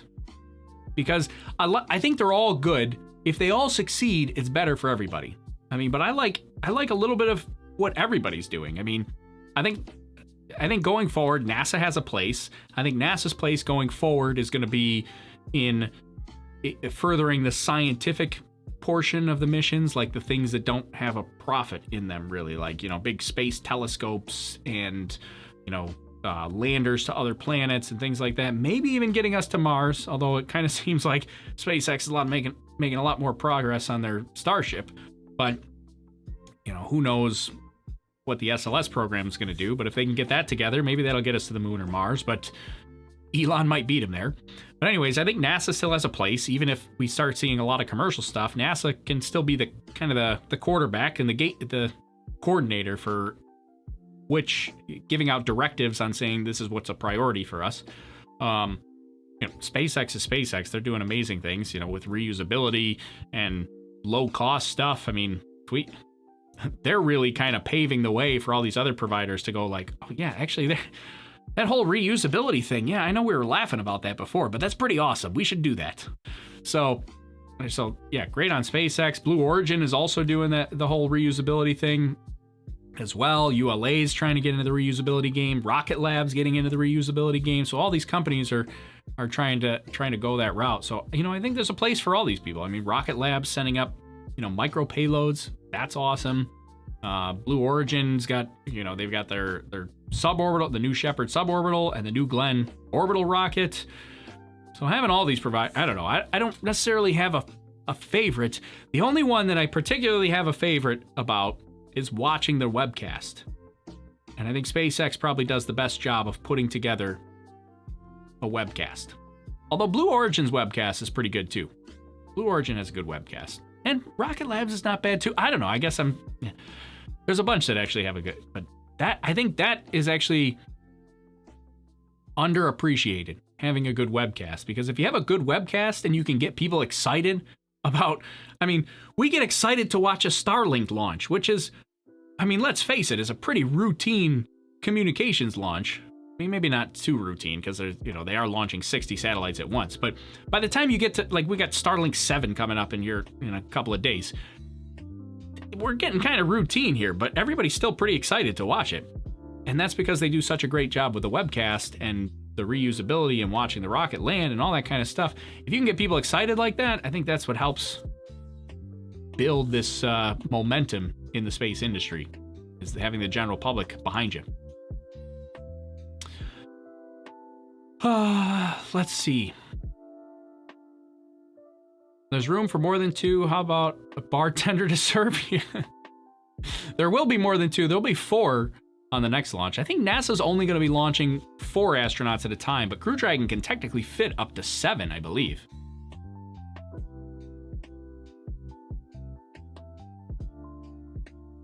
My theory, we're still on the teleportation thing. Teleportation would fall under... hold on, I lost that teleportation would fall under... Where did it go?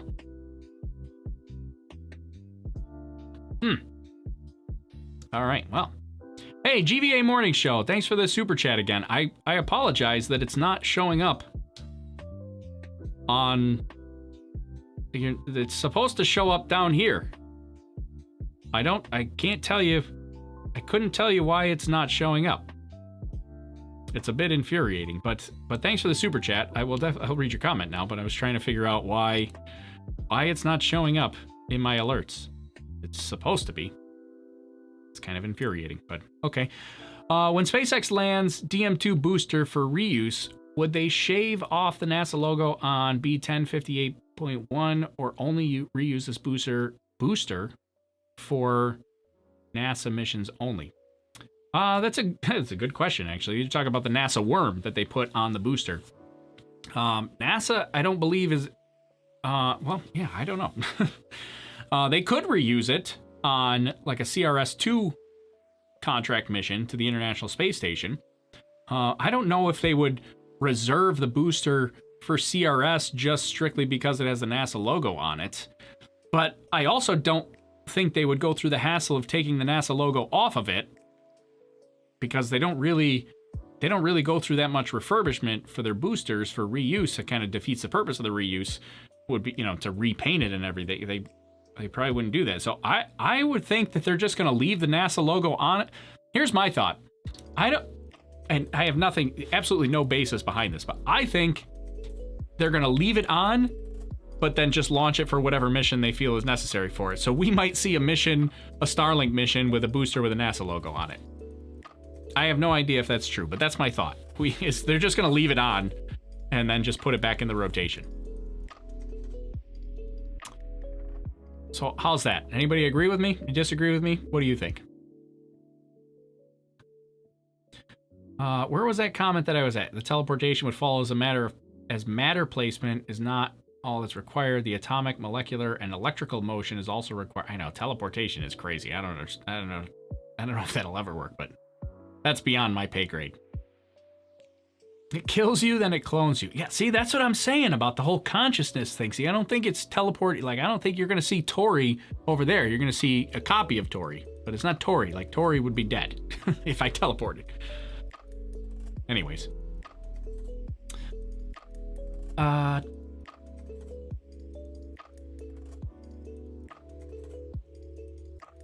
like my organs, no wish to lose any, so teleportation is not for me. I think I'm with you there, Gray Jedi.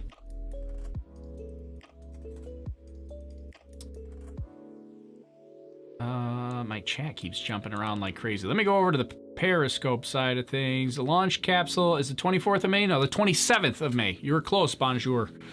Bonjour. I should say it like with a French accent. Not the 24th, the 27th of May. 7 days from today. Too much science for me to understand. Sorry, Mysterious. Maybe I got carried away there. Dan says they're going to use it for any mission. Agreed. Yeah, I think they're going to use the booster. They'll just use the booster for any mission. Then we got a couple of flat Earth folks in the house. Didn't like the view from the space station. Cool. All right. There won't be much left after the logo after 2 or 3 re-entries. Yeah, you're probably right. Well, the logo is pretty high up, and usually a lot of the re-entry burning stays pretty low on the rockets. I think it's pretty high up, so I think we'll still be able to see the logo when the booster lands. Why repaint a historic booster? Yeah, that's true. That's also true. It could just become a historic booster, and maybe this is the booster that they display at the Kennedy Space Center in the Rocket Garden. So who knows? Maybe they won't reuse it at all. Maybe they just say, maybe NASA says, yeah, we're going to buy that one off you. We're going to take that whole booster. You're not reusing that. I think they'll put it in, yeah, there you go. Jason says, I think they'll put it in the Smithsonian. Yeah, that's true. I didn't even think about that. They might just say, this is a historic booster. We're not flying this one again.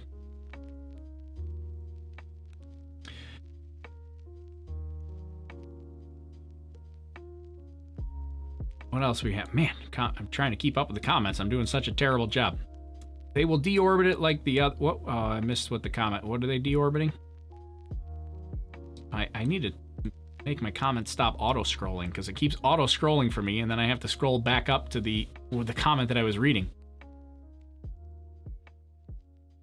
They will deorbit it like the others. I don't know what it was this response to. Oh, what do you think well, this is what it was in response to. What do you think will happen to the ISS when NASA can't run it, or whatever they will do when it gets old? Well, yeah, eventually, yeah, I kind of agree with whoever responded, that, yeah, eventually when the space station has no longer has a purpose, they're going to have to deorbit it somehow. I don't know how, I don't think they could push that out into a junkyard orbit. They're going to have to deorbit it, but they probably have to do it in pieces. Like, I don't think you want a Skylab situation where the whole thing is coming crashing down at once. I mean, this thing's enormous now.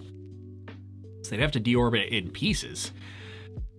But, yeah, I don't know. I'm sure they must have a plan for deorbiting the space station at some point, but the thing's huge. It would definitely survive, or at least pieces of it would survive all the way down to the ground. So they'd either have to do it in pieces or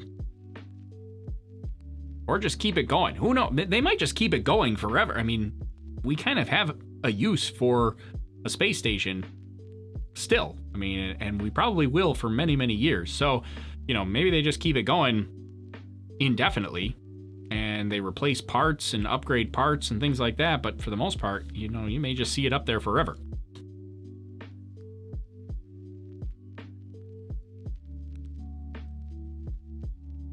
I was wondering what the best thing to do now to start my career in space. Has been my dream to go to space. Well, I would definitely get into some sort of science and engineering field.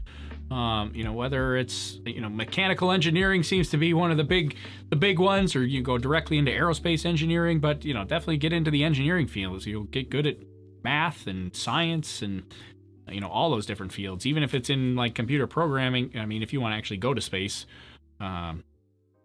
you know, probably like an engineering field is best, but yeah, definitely get into engineering.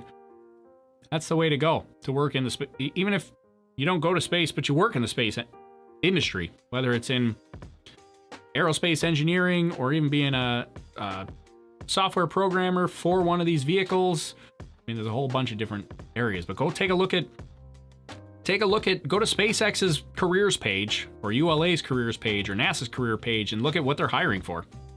And then look for some of those fields. That's what I would say. I still have, I mean, but even, I also would say, because this is kind of a common theme that I hear, you know, some people are like, well, I don't have an engineering degree, so I can't work at SpaceX. SpaceX needs a multitude of people and expertise and fields. I mean, so they do need engineers, and those are probably the higher profile jobs, as the engineers and the astronauts and things like that.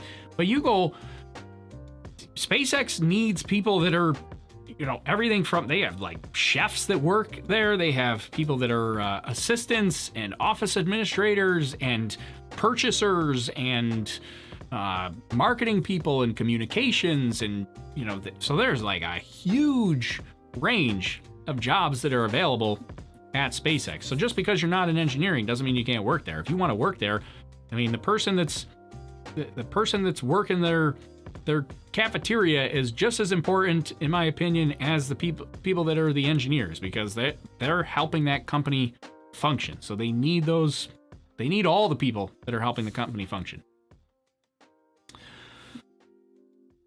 It's just people we're still on the teleportation thing. I don't want to get too far on the teleportation thing, but let's see. I have a friend that doesn't think we've gone to the moon because of the Van Allen radiation belt. Well, he's wrong. So, there. We won't get... we've talked about Van Allen radiation belts in the past. I mean, we could get into that at some point, but I don't know if I want to dive too far into that, but he's wrong. We won't get warp drive until Seth from... What? Unfortunately, he's not even here yet, okay? We soon might not be able to go to space anymore because of all the junk and trash that we throw into space. It's getting that bad. Well, we don't really have that much junk into space. Space junk is a problem, and we do need to have a clear way of cleaning up that space junk, and we need to make sure we aren't doing things like blowing up satellites, because that's very, very bad. When we blow up satellites and we make a billion little itty bitty tiny pieces of space junk, those are awful because they're super hard to track, and they can cause some major damage. You think of like a little tiny bolt or rivet or shard of metal or something like that flies by the space station at thousands of miles per hour in the opposite direction. That's not good for the space station. It will punch a hole right through it. We don't actually really have that much space junk right now, but we do need to control the junk that we have and make sure we aren't contributing any more to it. When do you think the closest day to humans back on the moon? I don't know, hard to say. I mean, 2024 already seems ambitious to me, but at the rate that SpaceX is developing their Starship, I mean, it's kind of crazy. But I still think 2024 is probably the soonest we'll see people on the moon. I don't think we'll see anybody earlier than 2024. I know SpaceX wants to put people there before 2024, but I think that might be a little bit of Elon time speaking. I don't think we'll get there before 2024. I think NASA will pick SpaceX for the lunar lander program after they review the three companies' progress in 10 months. So NASA's probably going to keep two providers. They will. I would like to think that SpaceX will be one of them. You keep SpaceX, and I don't know. I think SpaceX and Blue Origin are probably your leading contenders. The one from was it Dynetics? I mean, I don't know anything about Dynetics. I should give them a fair shot. Well, I'll just leave it at that. You can read into what I just said. I'm not going to say it.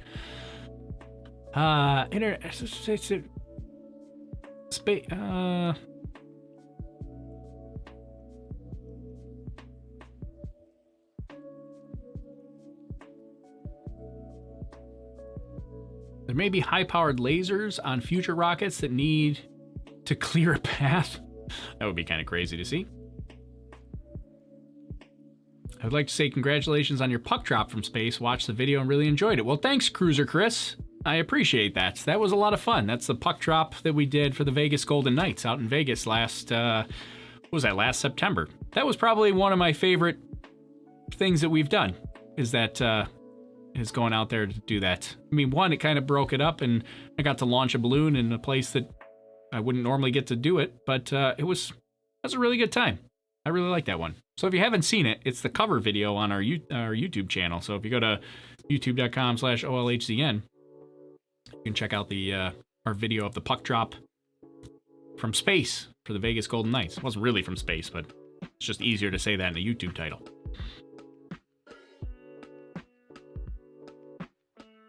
Will COVID-19 have an effect on the upcoming launch for SpaceX? No, it's not planned to. Not unless something crazy happens, but no, it should. I mean, when you say will it have an effect, will it delay the mission? No. It's already had an effect in the way that they're preparing and handling crew and interacting with people and things like that. So it's already had an effect, but it's not an effect that will delay the mission.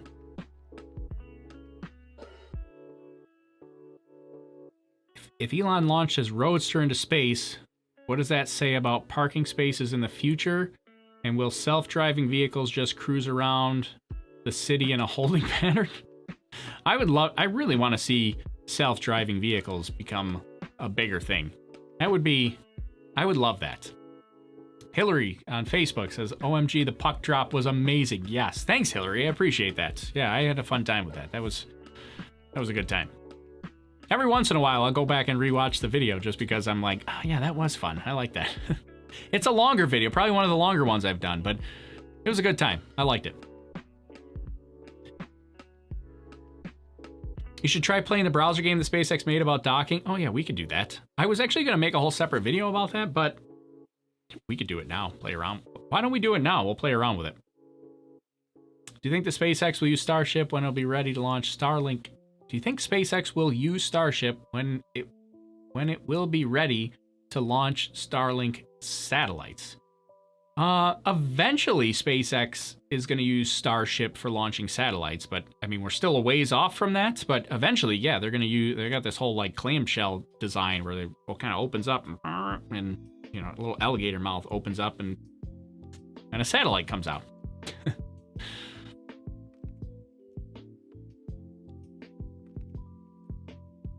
How is SpaceX protecting the crew like they're keeping them together, isolated from everything? You're talking about for like the whole pandemic situation?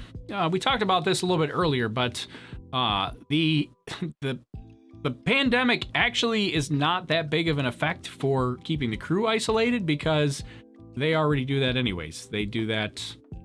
They would do that and keep the crew isolated to keep them from getting sick even before all the coronavirus stuff was going on. So even if that wasn't going on, they would still be isolating and quarantining the crew.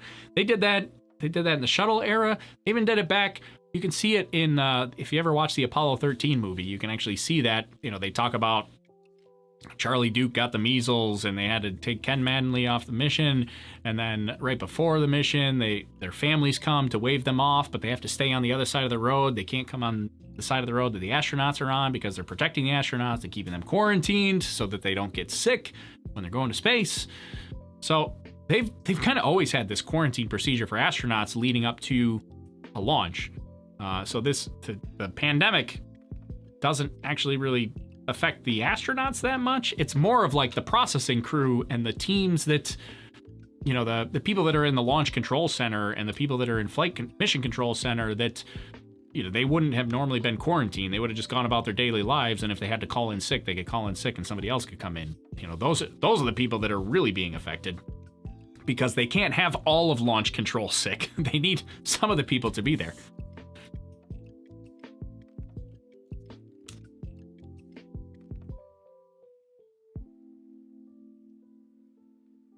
Let's see. All right, so yeah, who was that had that idea about the docking thing? I'm gonna do that. That was Muffin Guy. Muffin Guy, that was a great idea. We're gonna do that now. I was gonna make a whole separate a whole separate video about this, which I might still do. But since we're all hanging out here and we're chatting it up, we're gonna show you. We're gonna jump in and we're gonna do a, let's see, where should I put myself? Put myself here? I'm gonna block the controls if I put myself here. What's happening here? Oh. I know what's happening there. Hold on, we're gonna fix that little glitch in my lighting setup here.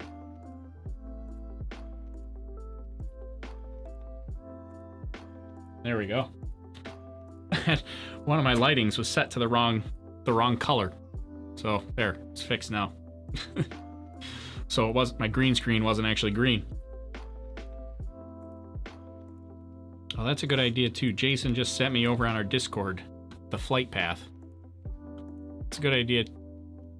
I could pull that up. Where's my Discord? There's Discord. Pull it over here. Yeah, this was the... Where is it? It's this one here, right?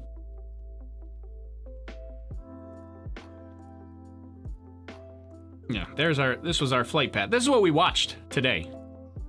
Was this right here. So if you're in our Discord, there's a link in the YouTube description for our Discord. If you want to jump on the Discord, Jason was kind enough to throw a link in our Discord chat directly to the flight path here for today. So you can check that out. All right, we're going to get out of this now. We're going to go to the SpaceX simulator. Okay, so what Tesla vehicles are you talking about that take them to the launch? They're riding a Tesla. What is it? A Tesla Model X? I don't know Teslas that well. Is it a Tesla Model X? Is that what it is? Not a Model X. Yeah, Model X. I was right. It's a Tesla Model X that they're taking the astronauts out to the launch pad. Yeah, there you go. Speedy Patriot. Model X.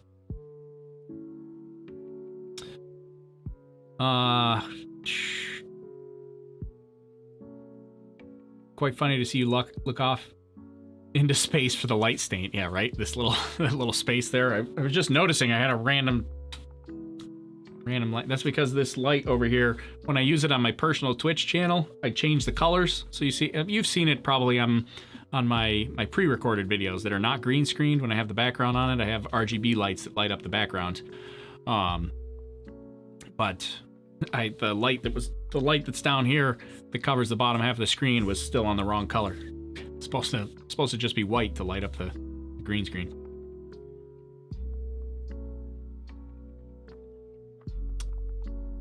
Probably Panda Ho. I don't know what you're referring to there, Panda Ho. You got to ask a question if you want me. You can't just spam the chat, and I don't know what your question is. I didn't see it. So if I didn't see it, you just ask it again. I'll answer your question. Let's see. How long will they be on the ISS? So right now it's kind of unknown. It's 1 to 4 months. They will decide after they get on board. So, okay. So here we go.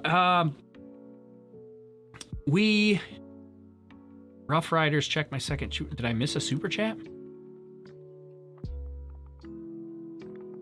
I didn't see a super chat come through, Rough Riders.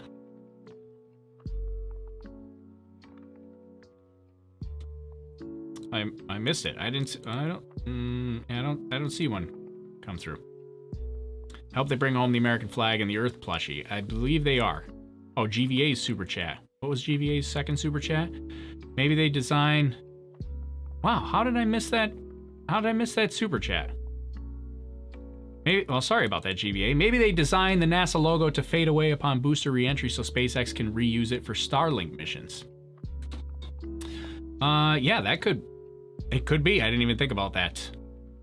Yeah, because I don't know how I just assumed that they just painted it on there normally, but yeah, it's possible. Maybe it's intended to burn off on re-entry. That would be interesting if they're showing that booster cam and you just see the NASA logo peel off and go flying off into space like the space caterpillar. That would be kind of crazy. All right. Well, sorry. When SpaceX lands, yeah, okay. Now I'm just going back through my super chats. I wanted to make sure I didn't miss any. Sorry about that, GVA.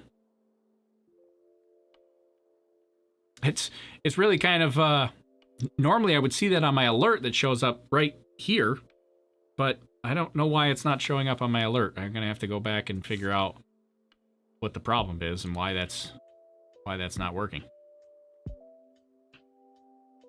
I like that logo, makes the booster stand out. I also like that logo quite a bit, the worm logo. I mean, I like them both. I think they should just use them both.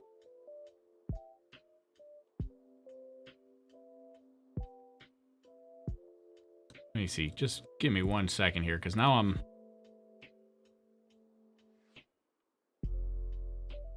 I'm just looking at my overlay, trying to figure out why.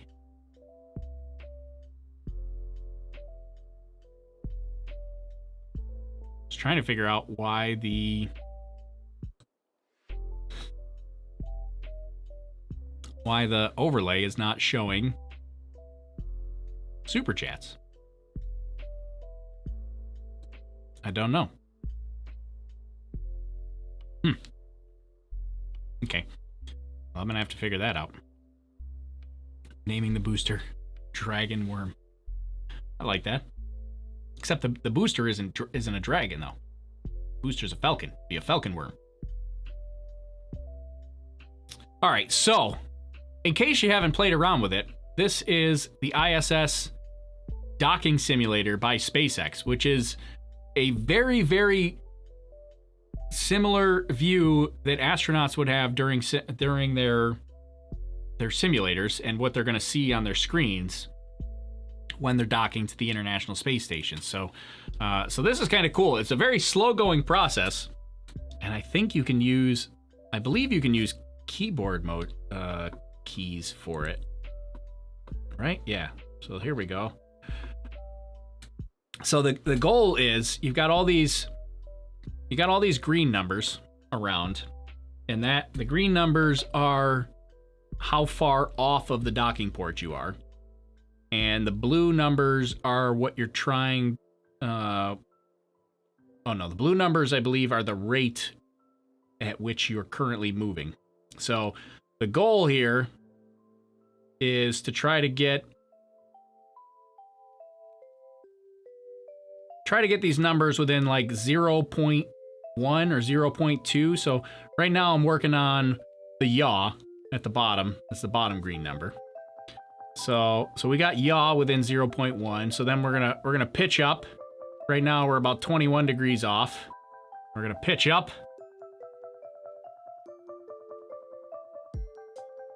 And it's a very slow going process. You don't want to go too fast because it's hard to recover from if you go too fast. So right now it shows the blue number is 0.2 degrees per second. That's how fast I'm traveling. It's 0.2 degrees per second. We're gonna bring it down. So now this is actually going to get me, you're gonna see me go past the docking port. The docking port is that green square with the green dot in the middle. It's gonna have me go past, and then I'm gonna have to actually like translate down. Because right now I'm just pitching like this. Oh, I missed it. I was doing my hand motion. Okay, so that's about that, and that screwed up my yaw, so we're gonna yaw back to the right. Probably could do these actions more than one at a time.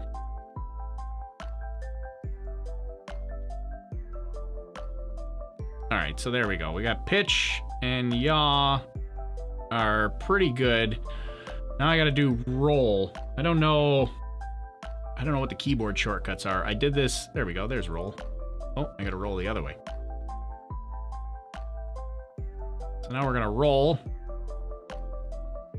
The last time I played this, I just did it by clicking the buttons on the screen, but I'm gonna do it with keyboard shortcuts this time. Seems like it'd be easier. So we're doing roll, which is the top number.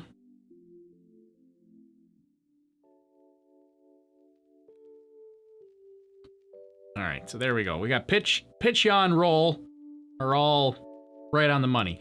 So now we have our X, Y, and Z. That's our translation. So now we're pretty much fixed in position, and we're gonna just move up, down, left, right without pitching, yawing, or rolling. We're just gonna move up, down, left, right, or forward, back. The question though is, how do I do that? So, okay, there we go. I'm gonna use WASD for those operations. So there we go. We've got, okay, so we've got our Y-axis is lined up.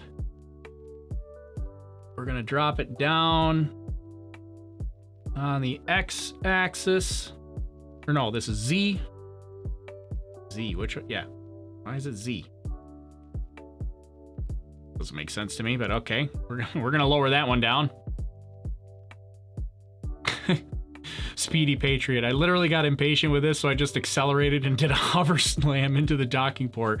I know it is a very, very slow process to try to get this lined up correctly. And then it start like, you know, it's very realistic in the sense that like as the space station and you are orbiting the Earth, it starts to drift out of alignment. So like right now my yaw, pitch, and roll are all still in alignment, but I believe like my X, Y, and Z, as I get closer to station,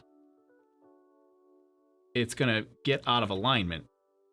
But we're gonna try to get everything lined up here. We're almost there. 4 meters. You see, every time I hit a key, it lights up on the keypad, although you can't see the ones that are behind me. And then you also see a blue little like whoosh thing.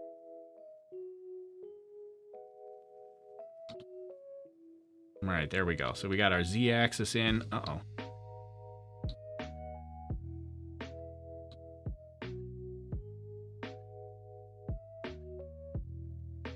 So we need to go, yeah, all right.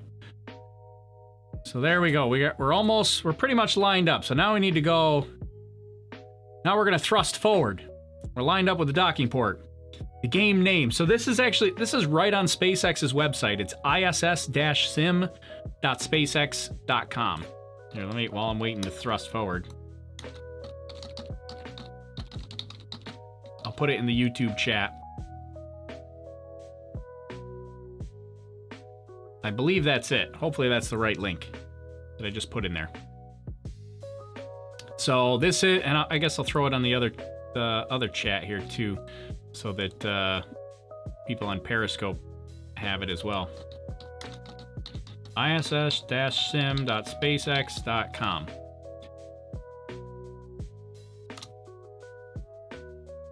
So there you go. I put it on there as well. So basically, this is the simulator that astronauts would use for testing. Now, they're going to actually use like a regular simulator, but this is pretty much the same interface that they see during docking. I mean, this is like a replica interface that they see while docking, and this is what's going to be on their monitors when they're docking with the International Space Station. So they're going to get everything lined up. We're gonna move a little bit faster here because now I'm like, who was that? Was that the Speedy Patriot? I was like, I'm getting impatient here now. So we're gonna get a little bit closer. We're gonna speed it up. We'll go faster, faster, faster, faster. They set in the instructions. It says like don't go over a certain speed or something like that. But the heck with it. I'm sure the astronauts are gonna go nice and slow. I got stuff to do though.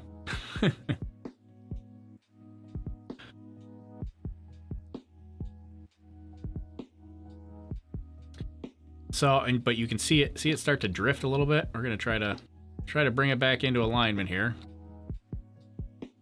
I'm drifting down and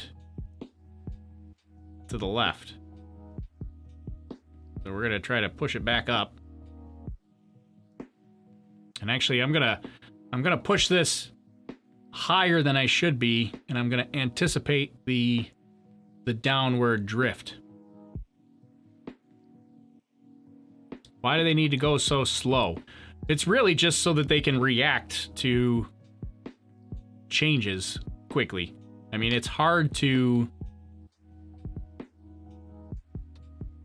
really hard to react fast enough.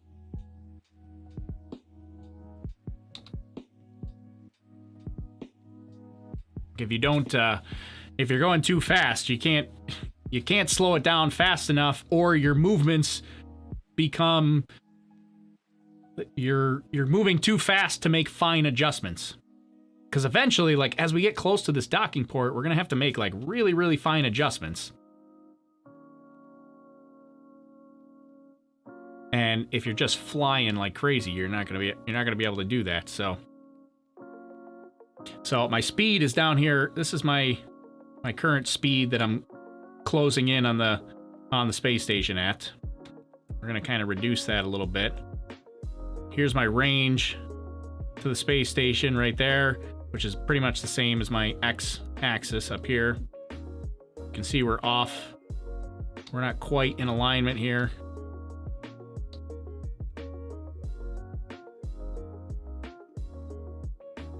We're gonna have to slow it slow it way down as we get close. So we're gonna go to the 20-meter hold point.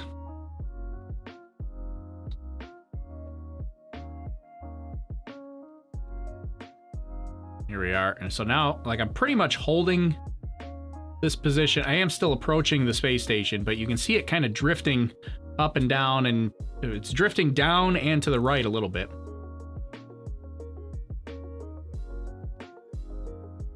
See, look at me drift down. Here, translate up a little more. You can translate to the left a little bit. We're trying to stay right in the center of that green square. I was gonna hold at the 20-meter mark. I forgot about that. Well, too late. We're gonna keep going. We got the go-ahead to approach station. We're at 10 meters. Slow it way down. We're gonna have to almost come to a stop here, just so I can correct this a little bit. So now this is the point where you're making like really, really fine adjustments. All the way in. Trying to stay right on that square there. Just making really fine adjustments. 6.5 meters. 5.5 meters. Oops, wrong button. That's the trouble with using keyboard shortcuts, is use the wrong button. You can't really look down at what I'm doing. Oops, yep, see, there's the wrong button again. No, wrong button. Still approaching, 2.5 meters.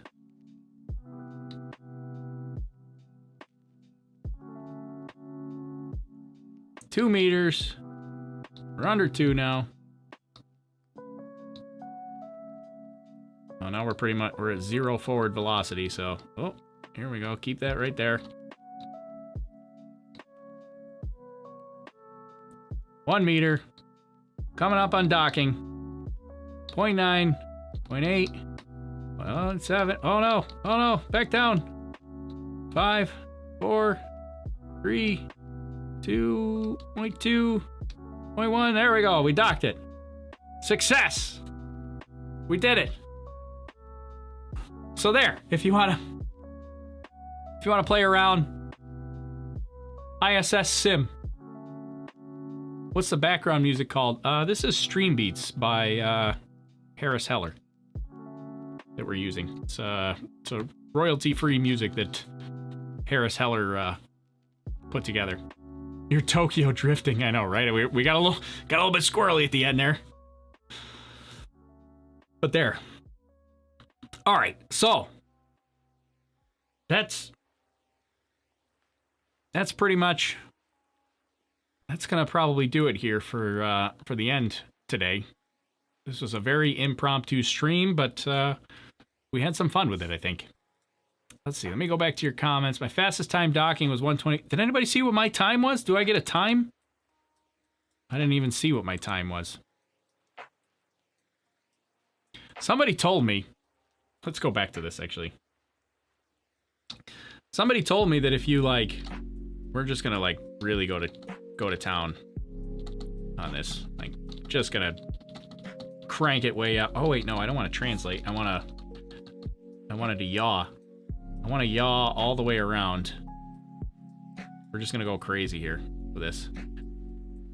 Somebody said if you yaw all the way around, there's like, is it the Tesla Roadster or something like that you get to see?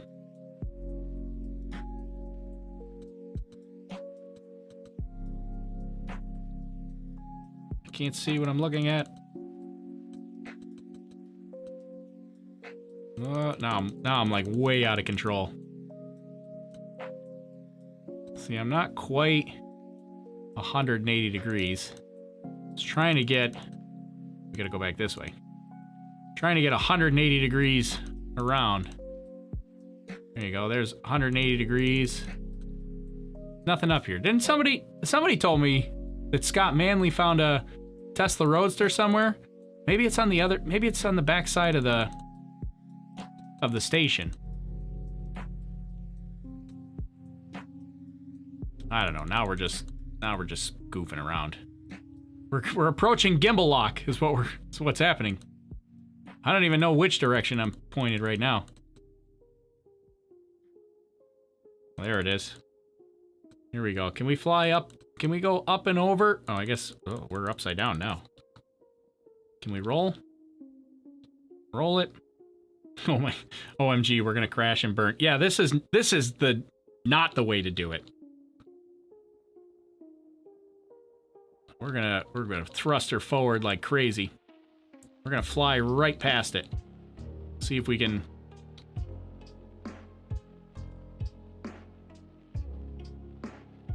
We're gonna go right underneath it, between station and Earth here.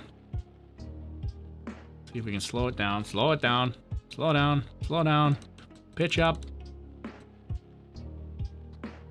roll. Oh wait, no, we're gonna crash it. We're gonna crash into the into the solar panels. No, wait, stop pitching. Stop it. See, this is why you don't go fast. It's very hard to control when you're going this fast. We're trying to fly right past the station.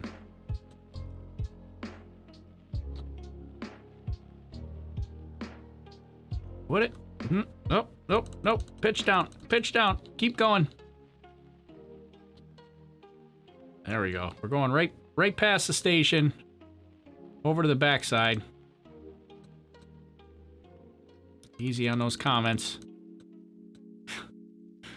I can't. I'm leaning in like I can see better if I lean in. God, I do that all the time when I'm using my computer. I can't walk and chew gum at the same time. Is that you? Who said that? Can't walk it? Oh, Theo on Periscope. All right, now we're gonna yaw around. Look at the backside of the station here. Maybe I didn't want to dock at that port. I'm going to dock at one of the other ports. You don't tell me where to dock. Dock where I want to.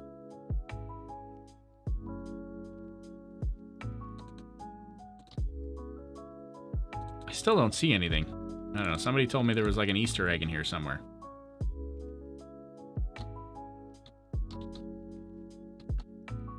Trying to null out my movements.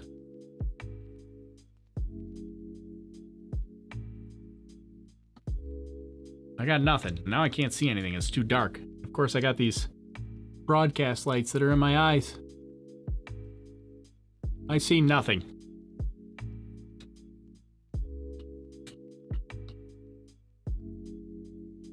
All right. Well, that was nothing exciting.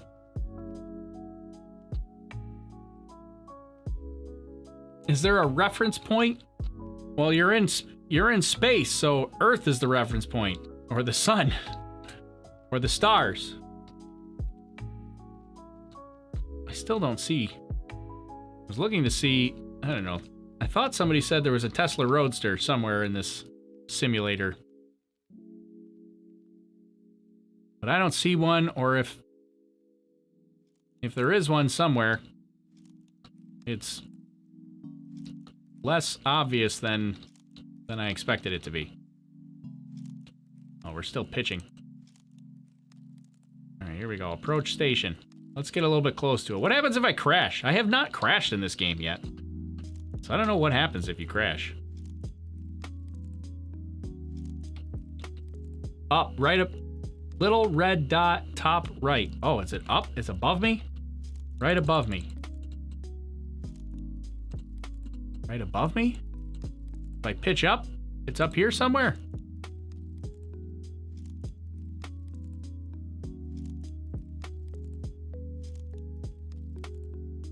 I see nothing.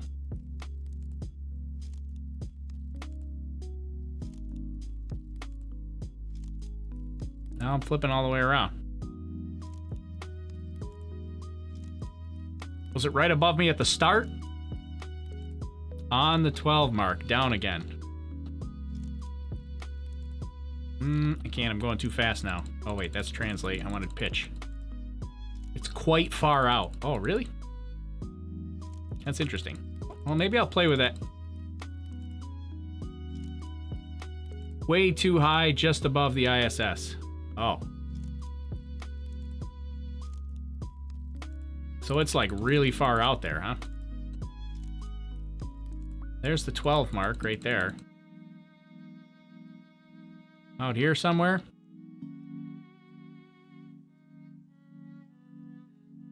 Houston, we have a problem. Oh, Overlook Horizon has gone out of control. Yeah. Yeah, we're just screwing around now. I see nothing, but somebody says it's over here. Have the ISS in the shot. All right, let me pitch down some more.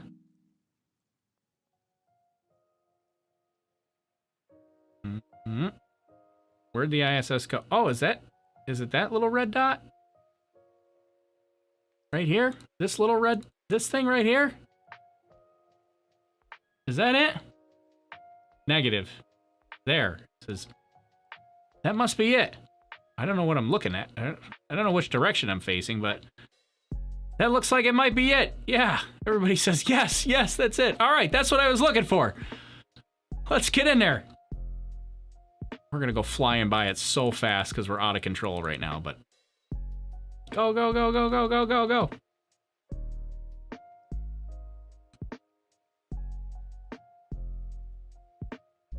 Keep it down. Why is it? Oh, it's like really far away. Why can't I go? Oh, here we go. Now it's getting bigger. The car's getting bigger in the window. Uh-oh, where'd it go? Did I pass it? What happened? Did I just fly right by it? Is it a tiny car? Because now I lost it. Don't go fast. I guess I thought it was a bigger car than that.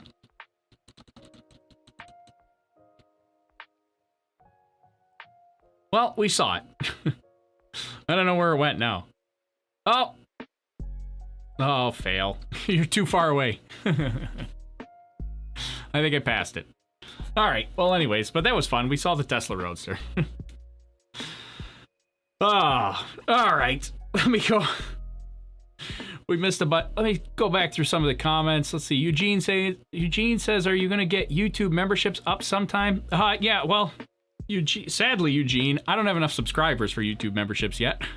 We have to have 30,000 subscribers for YouTube membership. So we're like a little over 14,000 now. So thank you all for helping me get to 14,000. But yeah, I got to have 30,000 to do YouTube memberships. Can't do that. But I appreciate that you want to be a member. So that's kind of awesome. We do have the Patreon, which occasionally I do some stuff behind the scenes, and usually I release my scripted videos early on Patreon or post some behind the scenes pictures. But we've got the Patreon if you want to jump on there as well. Are those AirPods on a leash? Yes, my AirPods are on a leash. These are not AirPods. These are wired. They run down the back of my shirt because I don't want to have to mess with low battery while I'm streaming. Sometimes I stream for hours and hours, and I don't know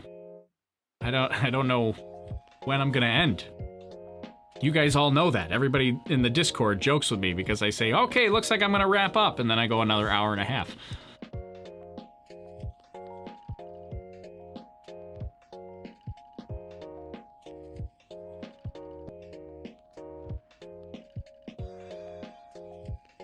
You ever upload? Oh, that's to somebody else. Bunch of people talking about some KSP. We haven't played KSP in a long time. Tokyo drifting, I like that one. When's the next time you will stream? Well, on this channel, it's going to be for whatever the next press event is for Demo-2, which I don't know off the top of my head what that is going to be. So I think, let's see. So May 20th, they fly to Kennedy Space Center. Flight readiness review is May 21st, so tomorrow. and I don't know who's going to be there for the flight readiness review. A few days before liftoff, SpaceX will rush. Yeah, so we got that.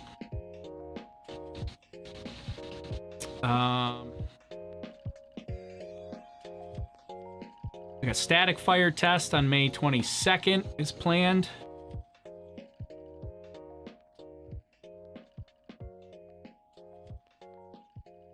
May 23rd is the dress rehearsal. So I'm sure if NASA TV has a stream for the dress rehearsal, I will definitely stream for the dress rehearsal. And then we've got some flight readiness reviews. So we've got a lot. I don't know. I'm not sure. I wish I could be better at scheduling these things, but a lot of it just happens to do with what's going on with like my regular work. Because I do have regular, even though we're quarantined and we're at home, I do still have regular work to do during the day. I have a regular job. I'm a software engineer, so I have to do my regular work during the day. Did SpaceX leave? Of course, I still love you out in the stormy seas. Of course, I still love you was docked in Morehead City, and then they were gonna bring it back to Cape Canaveral. I think it's on its way back now. I don't recall. Sadly, I stopped paying attention to it after the Starlink 7 was postponed. Where are you right now? That's a cool set. I don't want to break the break the professional feel, but it's a green screen behind me. It's not real. My real set you can see in our scripted videos, which has the RGB lights behind me. But I do the green screen for these because when I switch over and we do our launches, then there's nothing behind me and I can be pretty minimal. That's why I do the green screen. I would love to have like a set where I could not be green screened here, but then have another camera where I could switch to here and then I'd be green screened, but that's surprisingly harder than it sounds. What do you use for streaming like software? I'm using OBS Studio. Just the vanilla OBS Studio. When's the next stream on your gaming Twitch channel? Also might be tonight, actually. So, might be over on my personal Twitch channel tonight. Which, if you follow the Overlook Horizon Twitch channel, the Overlook Horizon Twitch channel hosts my personal Twitch channel. So you can find it that way if you want.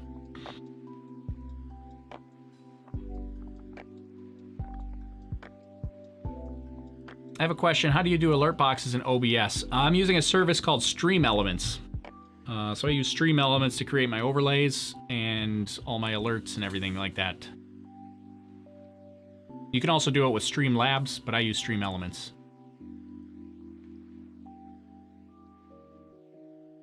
All right, everybody. Well, I think now it's time to wrap things up. I didn't plan to stay this long, but I was having fun, and when you guys are here chatting it up with me, I have a good time, so I like to chat it up with you and stay longer if we're all having that nice discussion. So appreciate you guys on joining in with the stream, because that's what makes it fun. Forgot to turn off the countdown clock on this view, but whatever. Oh, actually, I can do it right here in OBS. There. There. Gone. So, yeah, we'll be live again between now and Demo 2 next week, at least one time. Probably more like 2 or 3 times between now and then, because I'm going to try to make a big whole event out of this as we get closer to Demo 2. So, we'll probably be live a couple of times. I'm going to try to post them in advance if I can. But this is the point where I tell you to subscribe and turn on the notification bell, because there will be times like today where I set it up in like 10 minutes and I'm like, we're going live. And that's pretty much what I did today.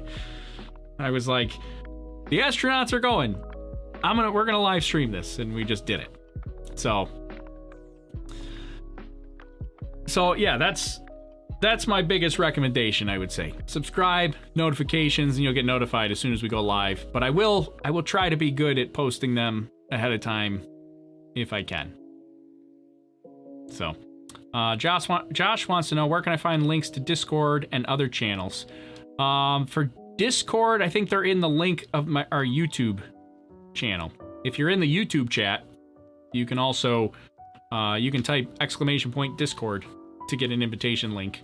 So if you're in the YouTube chat, just type !Discord, and it should respond back with a Discord link automatically. I have to check and see if that works, but yeah, you'd have to go over to the YouTube chat there, Josh, because I can't. I don't have a way to send that automatically in Periscope.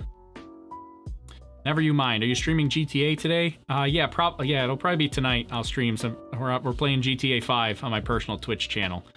So if you want to hang out and chat a little more later, probably in a couple hours, I'll be live on the personal. Wow, I can't say that.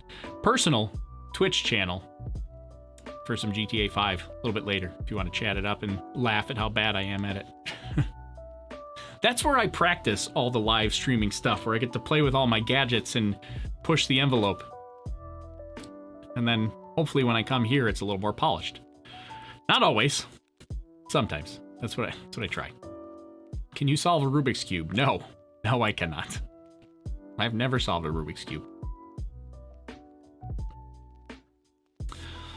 All right, well, that's going to be it for me. I appreciate everybody hanging out with me for a little while. I will see, it sounds like I'll maybe see some of you guys later tonight on my personal Twitch channel, but if not, we'll see you a little bit later this week for some more Demo 2 pre-flight activities.